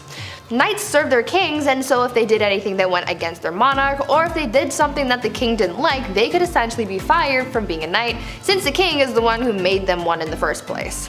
What the king giveth, he could taketh away, pretty much. When a knight was fired, the king would start by hacking off the knight's spurs, then they would break their sword, then they would burn the knight's coat of arms, and hang their shield upside down for the entire kingdom to see, because these people really liked public humiliation. And if you thought that was enough, just you wait, because on top of the spurs and the sword and the shield, they would also execute the knight for good measure, so really, you never ever want to get fired back then, because it would really end badly for you. At number 3, burial. For medieval knights, dying was just part of the job. When someone became a knight, they knew that this was a risk that they were going to have to take. And for some knights, they worried about where they would be buried because it had to be in the right spot, otherwise they wouldn't go to heaven. When a knight died in battle, their body had to be buried in the right kind of dirt, and that was the consecrated dirt of a church graveyard. To solve this problem for young knights, when they were knighted, they would also be given a burial plot in a church graveyard, so they knew that they were guaranteed a spot in heaven when they died.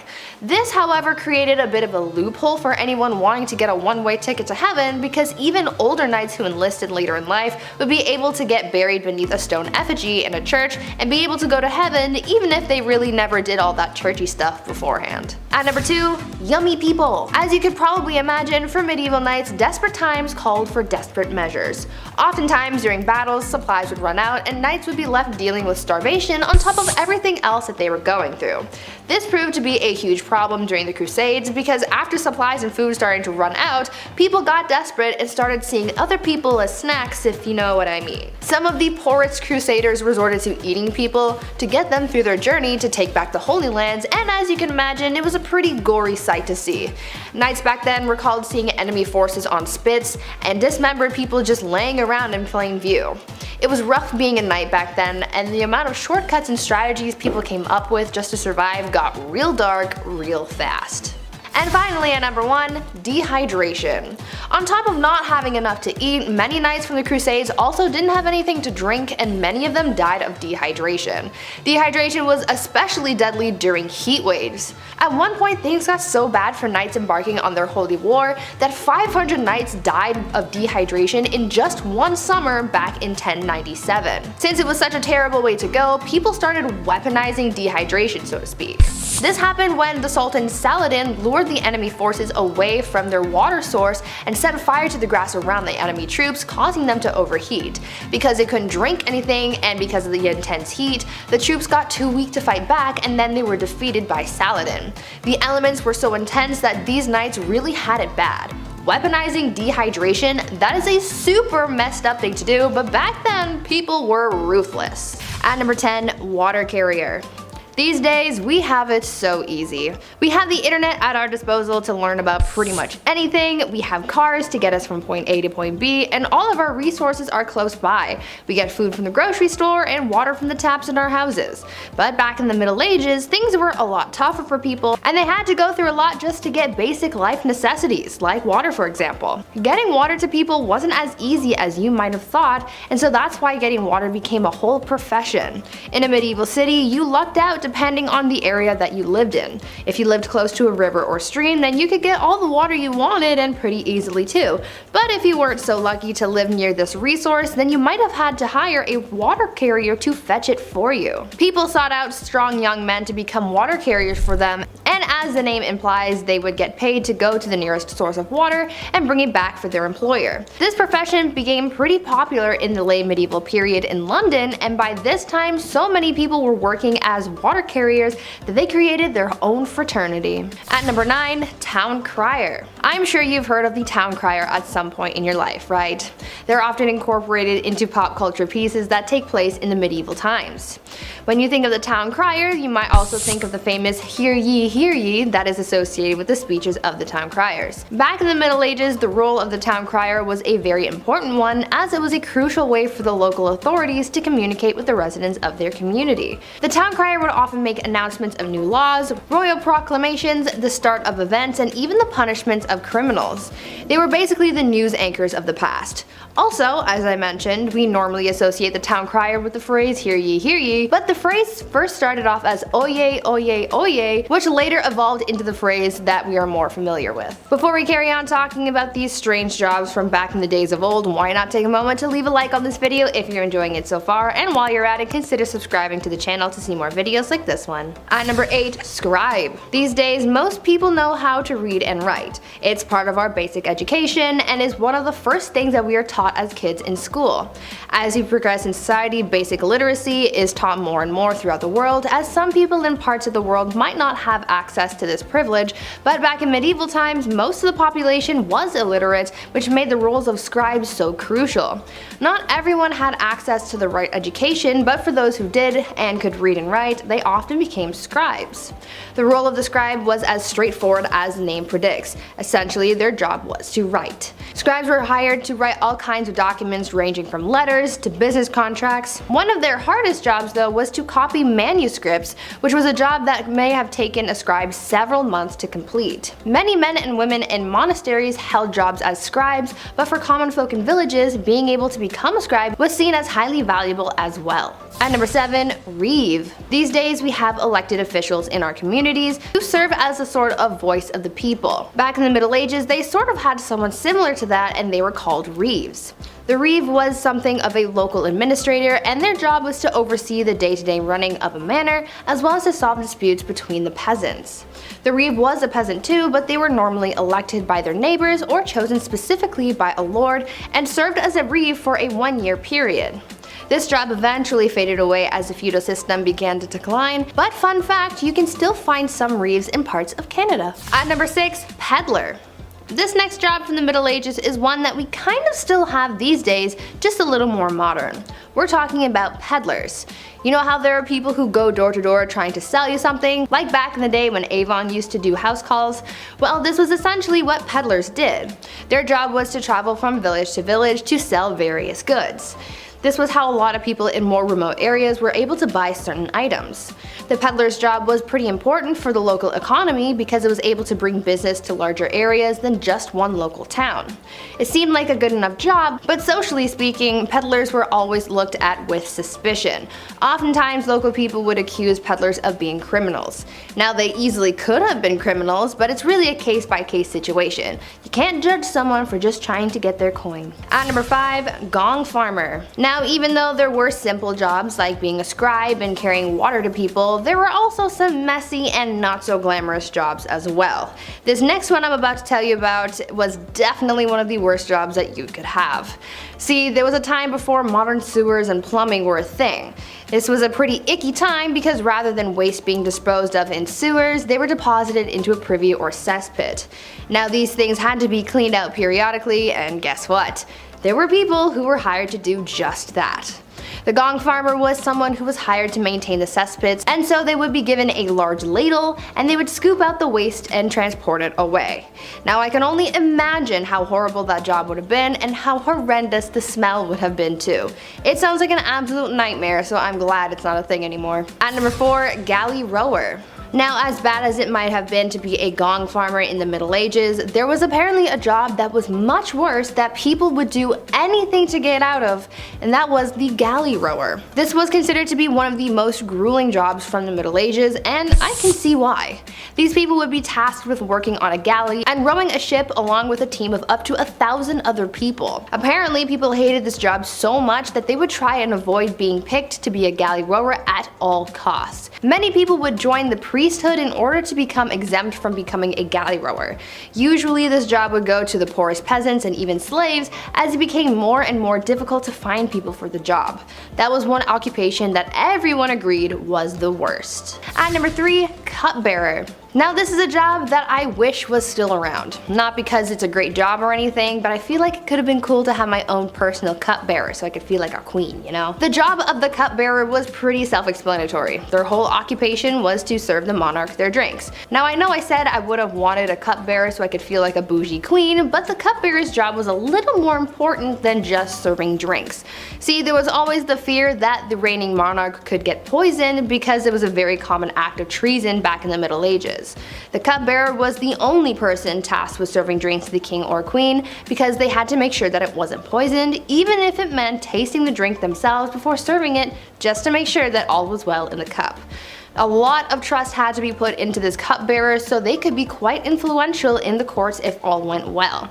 They were risking their lives and safety doing a pretty basic task, but it was for the good of the realm. At number 2, alewife. Speaking of drinks though, let's talk about how the drinks got into the cups and who made them. In medieval England, women were mostly tasked with the practice of brewing ale, and they were aptly named alewives as a result. Alewives were very important not only for business, but also for the good of their families. Brewing was a quote, small scale, low investment, low profit, low skilled industry, but it brought success to a lot of married women as well as a substantial amount of independence, since this would have essentially been their business and their own source of income. These women would always be hard at work brewing because they sold their ale quite quickly. Ale didn't have a very long shelf life, and so they would make and sell their beverages quickly to keep up with demand and to compete effectively with others in the trade. Eventually though, the alewife was extinguished by the 15th century as brewing became more commercialized and people sought to take the independence of women away. And finally, at number 1, alchemist. As you can probably imagine, science wasn't all that advanced back in the Middle Ages. There wasn't really much understanding of how the world worked. Back in these days, there were people who tried to practice science in a way that they knew how before many advancements in the field came out, and these people were called alchemists. These alchemists believed that it was possible to change metals and chemicals.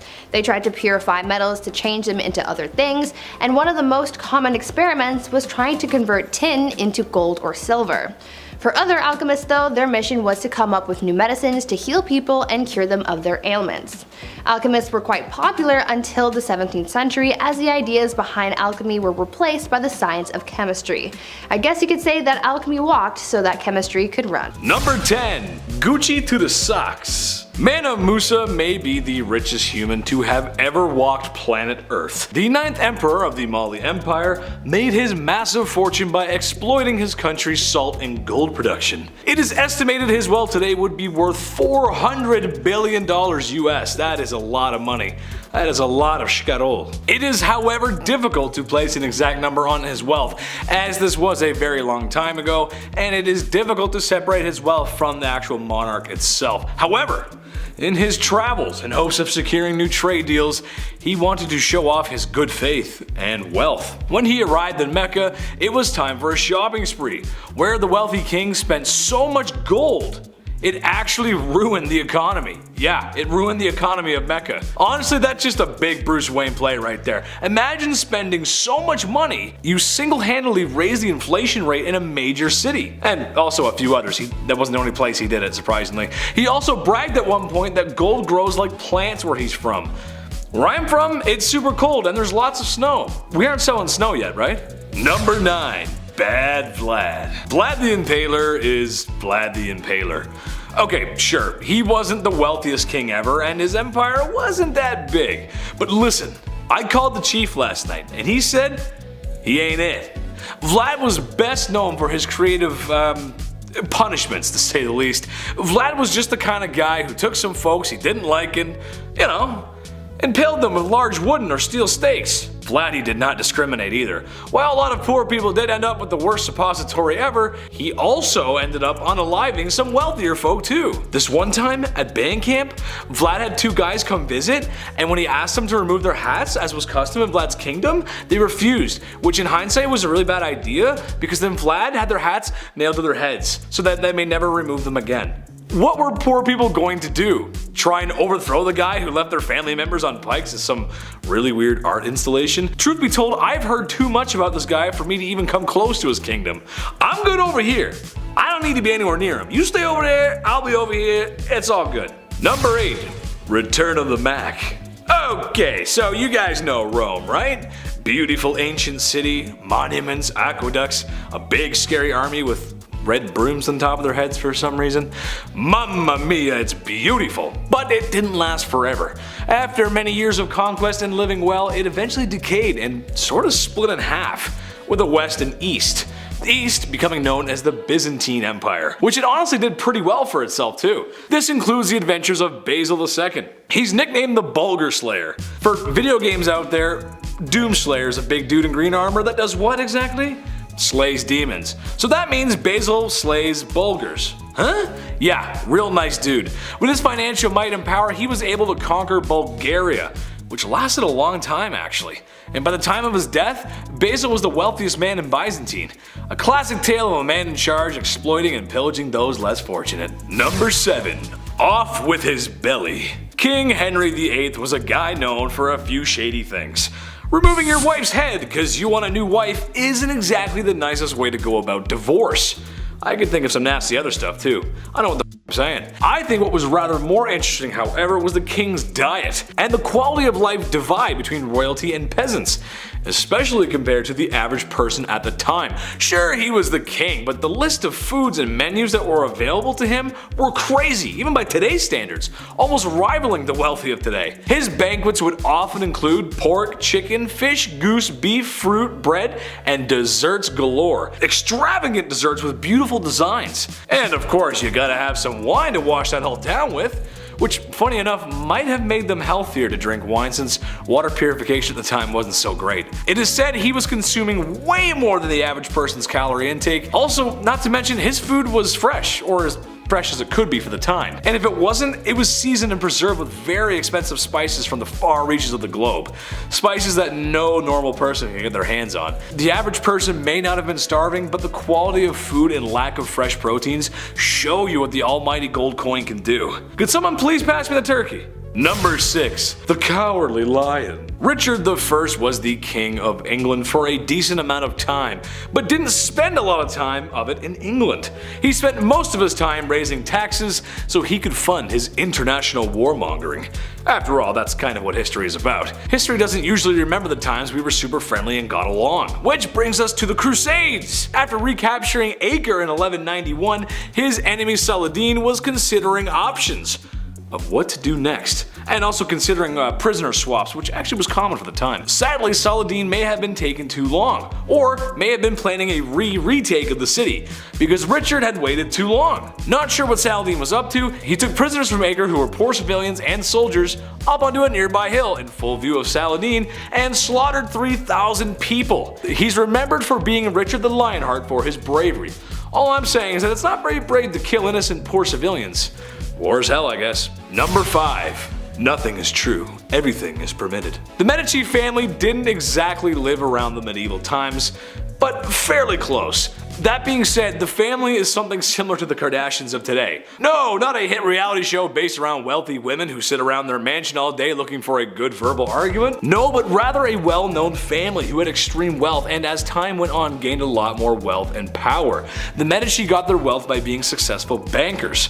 And when you got money, you got power. And they owned a lot of property and had clients in multiple cities. Some family members would later become royalty like Catherine de' Medici, and even more powerful by some family members becoming next to the Lord himself as the Pope. Which, if you're into that sort of thing, you would know how serious that position really is. What I'm getting at is, you don't get that powerful without breaking a few eggs. They used money and power to manipulate, and they got their way. Number 4. Diaper Sniper. Alright, this one's messed up, but that's just how things were. Marriage is a beautiful matrimony between two loving people that has a harmonious, lasting lifetime. Tell that to people in divorce court and see where that gets you. While we may marry for love today, things were a little bit different back in ye olde times. Marriage was oftentimes a business opportunity, or a peace treaty of sorts, and other versions of marriage would have you on a certain Dateline show with Chris Hansen. I'm talking about girls getting married at the old refined age of 12. Yuck. It's just how it was. At the time, that was considered the age of maturity, but I mean, if you only live until you're 35, it kinda makes sense, I guess. While most of these cases are from poor people, at the end of the day, they were women and simply could not own business and property that men could. So it's in the best interest that a wealthy man marries a poor girl. Gotta do what you gotta do, I guess. Number 3. Dyslexia for cure found. I don't know about you guys, but sometimes reading can be really hard. You've seen my blooper reel. I mean, I went to school, I got my grade 10, and that's really cool. Maybe soon I'll be able to go to college and get my PFD. But I wasn't a big fan of school, I just like to hang out with my friends. But then again, I did have the opportunity to attend school. The same cannot be said for poor peasants in the medieval age. Some wealthy kings would go as far as to ban the serfs from learning to read. Wouldn't want your population to be too smart, they might overthrow you after all. And sorry ladies, that means you aren't going either. Schools were boys clubs, no girls allowed. The richest of families could have their son sent off to be a squire and eventually enter knightship for their royal throne. But this was for the very rich. I can't help but think that I would look good in all that metal armor though. Give me a sword, a shield, noble steed. Assuming the wealthy would let me go to school. Please sir, could I learn to read? Number 2. Do you require a bowel movement, sir? Kings will be kings, and sometimes they do some things that shouldn't be things. Meet the royal groom of the stool, a man who must follow the king around with a ye olde porta potty, or really just a bowl, where he would be ready to assist the royal in a release of his bowels. Originally created by King Henry VIII, the groom's job was to assist the king with a box to relieve himself, also carrying towels and water, even monitoring the outcome of such daily events. After all, he's the king, gotta keep tabs on his diet. It's also rumored that the kings may have even required assistance in hygiene after the fact. Which, I mean, come on, I know we all need help sometimes, but that's a tad much. With all the disease and not hand washing at the time, I'm not really sure anyone ate food ever again. Ooh. Number 1. Dead end job. Wiping a royal bum is tough, but cleaving a man's head from his body kinda sucks too. The rich uphold the law, and that means when it's time for the death penalty, somebody's gotta do it. Somebody with less money and somebody who might not have a choice, as professional unalivers at the time often were handed down the blood-soaked acts of their kin. On one hand, you have law and order that is respected. On the other hand, you have a profession that sees law and order through, but is not that well respected. Makes sense that the job kinda sucks though. Unalivers often had to practice their skills and eventually work their way up to the real McCoy, practicing on pumpkins, animals, and eventually criminals. If they got it wrong, i.e. too many swings of the axe, people would rush and attack their unaliver. Despite what movies and cartoons may make you think, these people did have empathy for what they were doing, and because of their social status, a lot of them lived lonely lives. Number 10. Patterns. Yeah, I don't know about you guys, but I'm starting to notice a pattern. What's that pattern exactly? Well, I'm starting to notice that maybe other Europeans were nicer than at least mainlander ones. I'll get into it. Was Vikings giving their women's rights messed up? No, of course not. I'm not a monster. However, you just gotta understand that a lot of other women in Europe did not share these privileges, like owning property, marriage rights. They even had the right to be warriors. While only a small fraction of women were involved, there are a couple sources that refer to female warriors, such as the War Maidens. Now, mind you, Vikings were coastal raiders, not so much a professional army, but still, it's about the freedoms, so you slay on, Valkyrie warrior, slay on. Number 9. Marriage. Okay, well, there was more freedom, but let's be honest, this was a long time ago and not 2022, so not everything was perfect.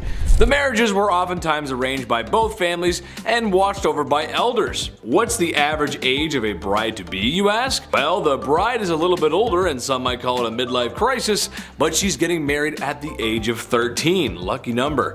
Sadly, this is just how it went for many civilizations of the day. I'll make the joke again that you don't have that long to live back then, so sure, it makes sense, I guess. Just looking back through the lens of time just makes my skin want to crawl when you do that. Ugh, yucky.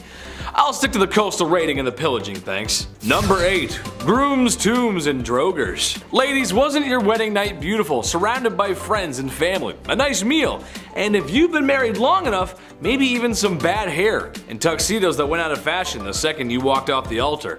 All while being recorded on the first camcorders that were big enough to be bazookas. God, I miss the 70s and 80s. Well, Vikings had some weird things going on too. No, not those bright blue tuxedos. I never understood how that was in style. It was just really weird. Vikings had this tradition where the groom would raid his family's tomb and retrieve a ceremonial weapon. Afterwards, he would take a very hot bath and sweat out the scent of the tomb, I guess? I'm not really sure. Where then his hair was stylized and somewhere a symbol of Thor was placed on him. I don't know about you guys, but that sounds like a lot. I prefer our tradition of drinking too much in the sun before the wedding starts and falling over at the altar. That's a much better one. Number 7. Blood. Ladies, if your husband's dungeon crawling wasn't enough to creep you out, then the poor Viking women had more strange traditions for you.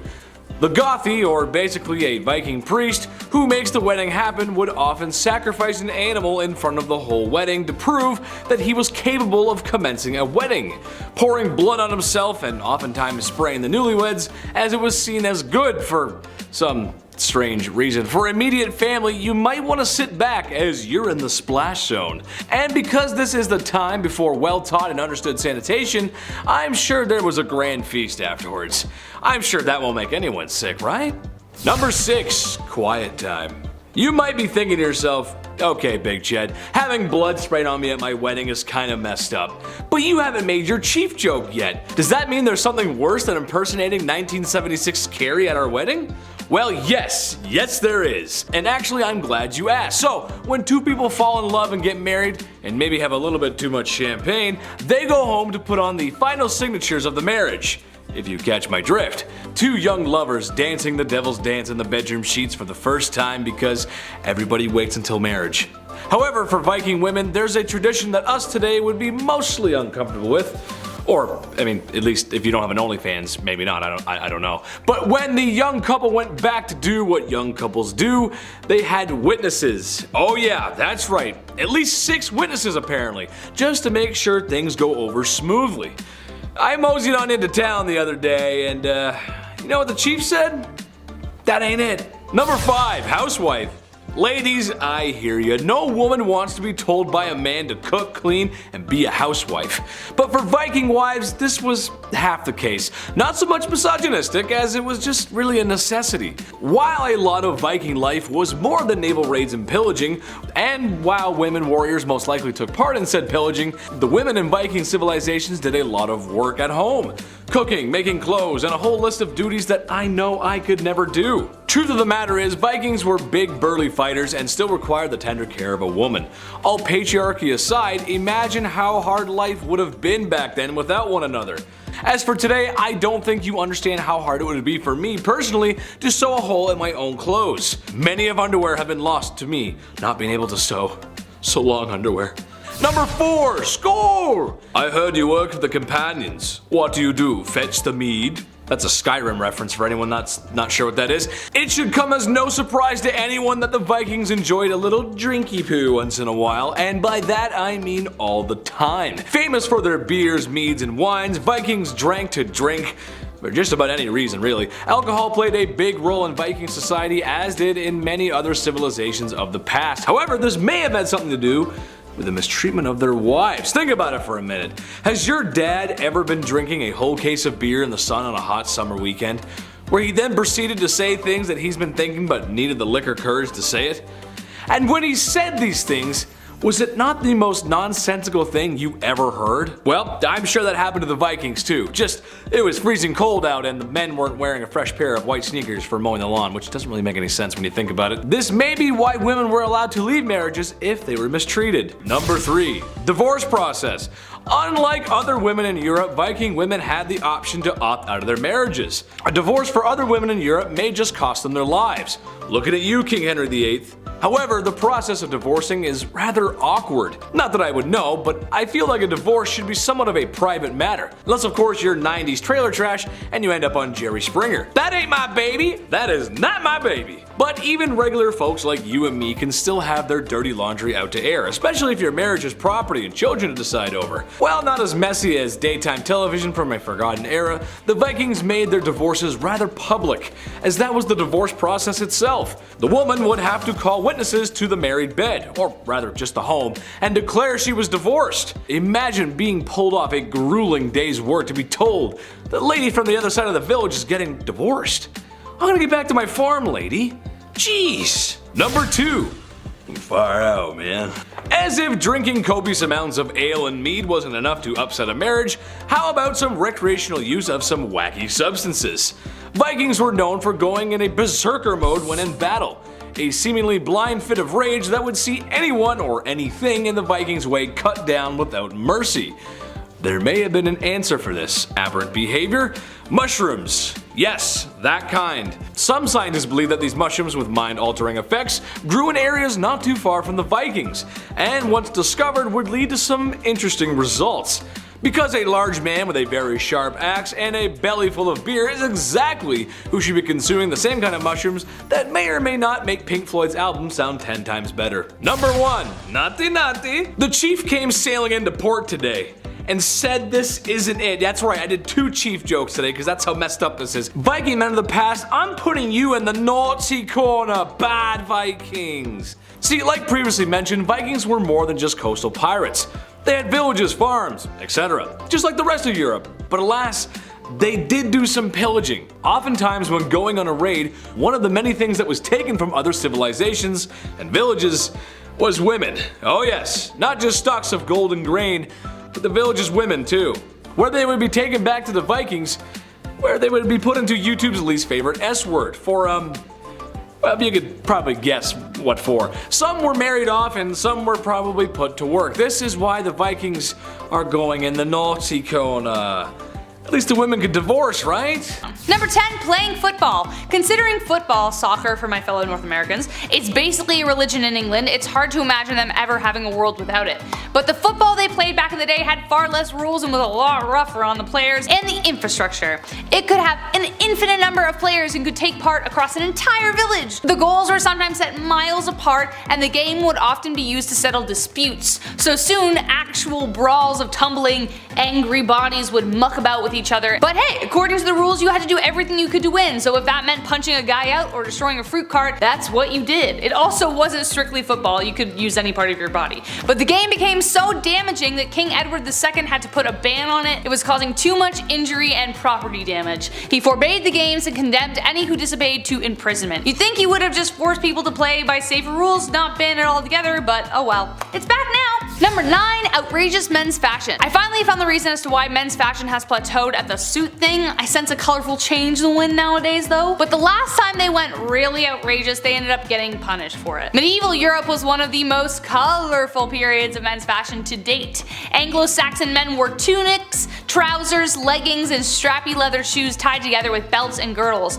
Oh, but that's not all. Oh no, that's not all. Cod pieces were introduced later on. What is a cod piece, you ask? It was a piece of flair that men used to use to advertise their endowment, as it were. As you can suspect, they got quite big. As did their shoes. The longer the shoes, the richer you appeared, and the more pronounced the cod piece, well, I think you get the point. Men who wore pointier shoes had a higher social position, some shoes were longer, anyways. But from 1337 onwards, laws were passed to preserve decency. No one was to wear a tunic that did not cover their buttocks or genitals. Offenders were fined 20 shillings, which was around £700 today, or roughly $1,400 Canadian. Number 8. Swans. This is actually a thing, and it has been since the 12th century England. It must be kind of weird just partly being born into the royal family, becoming queen and king, and being told, yes, you own all of England, and you own all of the swans. What? Yes, you have to attend the swan upping. What the heck is that? Well, since the 12th century, the English crown has owned all wild, mute swans in open water. Over time, they allowed other select individuals to have some swans. These privileged individuals had to mark their bird to distinguish them from royalty, a tradition which continues today. The Queen only exercises the right over wild, unmarked swans near the Thames. The royal swan upping is when all of the swans on the River Thames are counted, checked for their marks, and then released. The royal swan marker is currently David Parker, and apparently it's one of the Queen's favorite things to do. That's adorable. Number 7. Medieval masks. Now, to go with laws that make no sense, there are punishments that also make no sense. There is a sweet satisfaction in seeing someone with egg all over their face, I'll admit. Which is why people in the Middle Ages like to serve out punishments that dealt out a good deal of embarrassment. Which is why, for non-violent crimes, people went all out. One comical form of punishment was making criminals wear terrifying masks that were terrifying to look at. They were either paraded around town or placed in the stocks to frighten babies and passerbys. They also made crime-specific badges that you had to wear for the rest of your life. One such badge was a depiction of 2 huge red tongues, bigger than your hand, which indicated perjury. Good luck getting a date or a job with that one. Number 6. Scold's bridle. And with the theme of odd laws, we continue with some pretty weird punishments. This one also ties into a little one we're going to talk about later, see if you can guess. Don't scroll. The Scold's bridle was a terrifying looking contraption that was built to punish women who ran their mouths. That's right, it was a crime as a woman to have an opinion, or to basically say anything anyone didn't like. They were largely designed to humiliate women who wore them, not to inflict any horrid pain, but there was a little bit. Just the shame though, that was the big thing. The bridles would be strapped onto the head with bits in the mouth like horses. The bits had spikes, so it did hurt a little, but this would prevent the wearer from speaking. They were expected to parade around in this medieval headwear for 12 hours so that they would learn their lesson. Number 5. Witchcraft. All the way back in 1542, the UK Parliament passed the Witchcraft Act, which condemned anyone who practiced the art to death. It was repealed 5 years later, then reinstated with flair in 1562, meaning they added more oomph to it. This led to many women being sentenced to gruesome interrogations, trials, and death punishments such as burning at the stake. How does one know that someone was a witch? Well, point 1, they look like one to you. 2, if you threw a hog-tied woman into a pond and she floated, she was a witch. Number 3, you're a woman and financially independent. Number 4, you're old. Honestly, the list goes on. Anyone could be accused of being a witch. If someone wanted an easy way to get rid of you, they could just whisper in someone's ear that you bewitched them when they were dreaming. Number 4, failure failure to entertain. Today, if a comedian doesn't make us laugh or we don't enjoy a TV show, we just change the channel. But back in medieval times, failure to entertain the king or queen could result in your death. Nicolas Ferial was one of the most famous jesters in history, for instance, known as Triboulet. He entertained King Louis XII and Francis I in France during the 1400s. He was born with a smaller head and brain than other children, which affected his neurological and physical appearance. The king seemed to be amused by this, and so he served as his jester. He wasn't academically smart, but boy was he witty. But sometimes his wit took him too far. This got him eventually into trouble, and Francis I decided to have him executed. Why he didn't just fire him and kick him out in the first place, no idea. He must have said something that really towed the line. But everything was extreme back then, keep in mind. But the king asked him how would he like to die, and Triboulet cleverly replied, old age. This broke the king's foul mood because damn, it was a good joke, and had him exiled from the realm instead. But damn, he cut it close. Number 3, no more minced pies. This one should make some of our British fans gasp or run for a builder's tea and a mincemeat pie to clutch it close to their heart. But rest assured, it was only on one Christmas day that eating mince pies was illegal, and that was on December 25th, 1644. On that year, it was legally mandated because the celebration fell on a legally mandated day of fasting. However, the pies themselves were seen as a symbol of the moral excess of Christmas season. Further legislation was proposed in 1656 to clamp down on an immoral and lush Christmas traditions like and including the mincemeat pie. England was currently under the rule of Oliver Cromwell, who was just the worst, and he was very religious and just wanted everyone to behave. And it was part of his effort to tackle gluttony. But when Charles became king, people stopped going after holiday treats and mince pies were safe. Once again. Number 2, a beached whale. So considering poaching was illegal in the king's forest, it only makes sense that they would try to make it the same for the sea. Back then, they really ate everything they could get their hands on, from lamprey to goose to porpoise and now whale. Whales were seen as a royal fish, and if one washed up on shore, they automatically became the property of the royals in charge. The law was passed by Edward II in 1324 because he just loved whales. He decreed that all whales, sturgeons, dolphins, and porpoises caught within 5K of shore were considered royal fish. Their meat and oil fetched a lot of money at the markets, and the rich liked to covet it for their own, so it was for selfish reasons that he made this rule. But funny enough, the law has never been repealed, and you need to ask Queen Liz for permission to sell it, though I doubt she'd say no. Number 1, animal trials. So it turns out that not only were humans punished if they did something illegal, it was also animals as well. In medieval times, apparently it was a regular thing to put animals on the stand. Everything from hogs, beetles, rats, mice, cockerels, you name it. Absolute craziness. In the 14th century, local people even prosecuted Spanish flies. Flies! They have no control, they don't even know what they're doing. Spanish flies were dangerous to livestock and would ruin vegetation. Needless to say, they weren't well liked. So, they were appointed a lawyer and given great dignity in court, though the verdict was obviously not favorable because they couldn't speak for themselves. They were condemned and banished from a plot of land. It was believed that animals who committed a crime were possessed by the devil, and to let them go unpunished would give the devil permission to take over human affairs. So they would like literally hang pigs by nooses to punish them. Did the flies actually ever come back? Probably, but at least the humans felt better about it.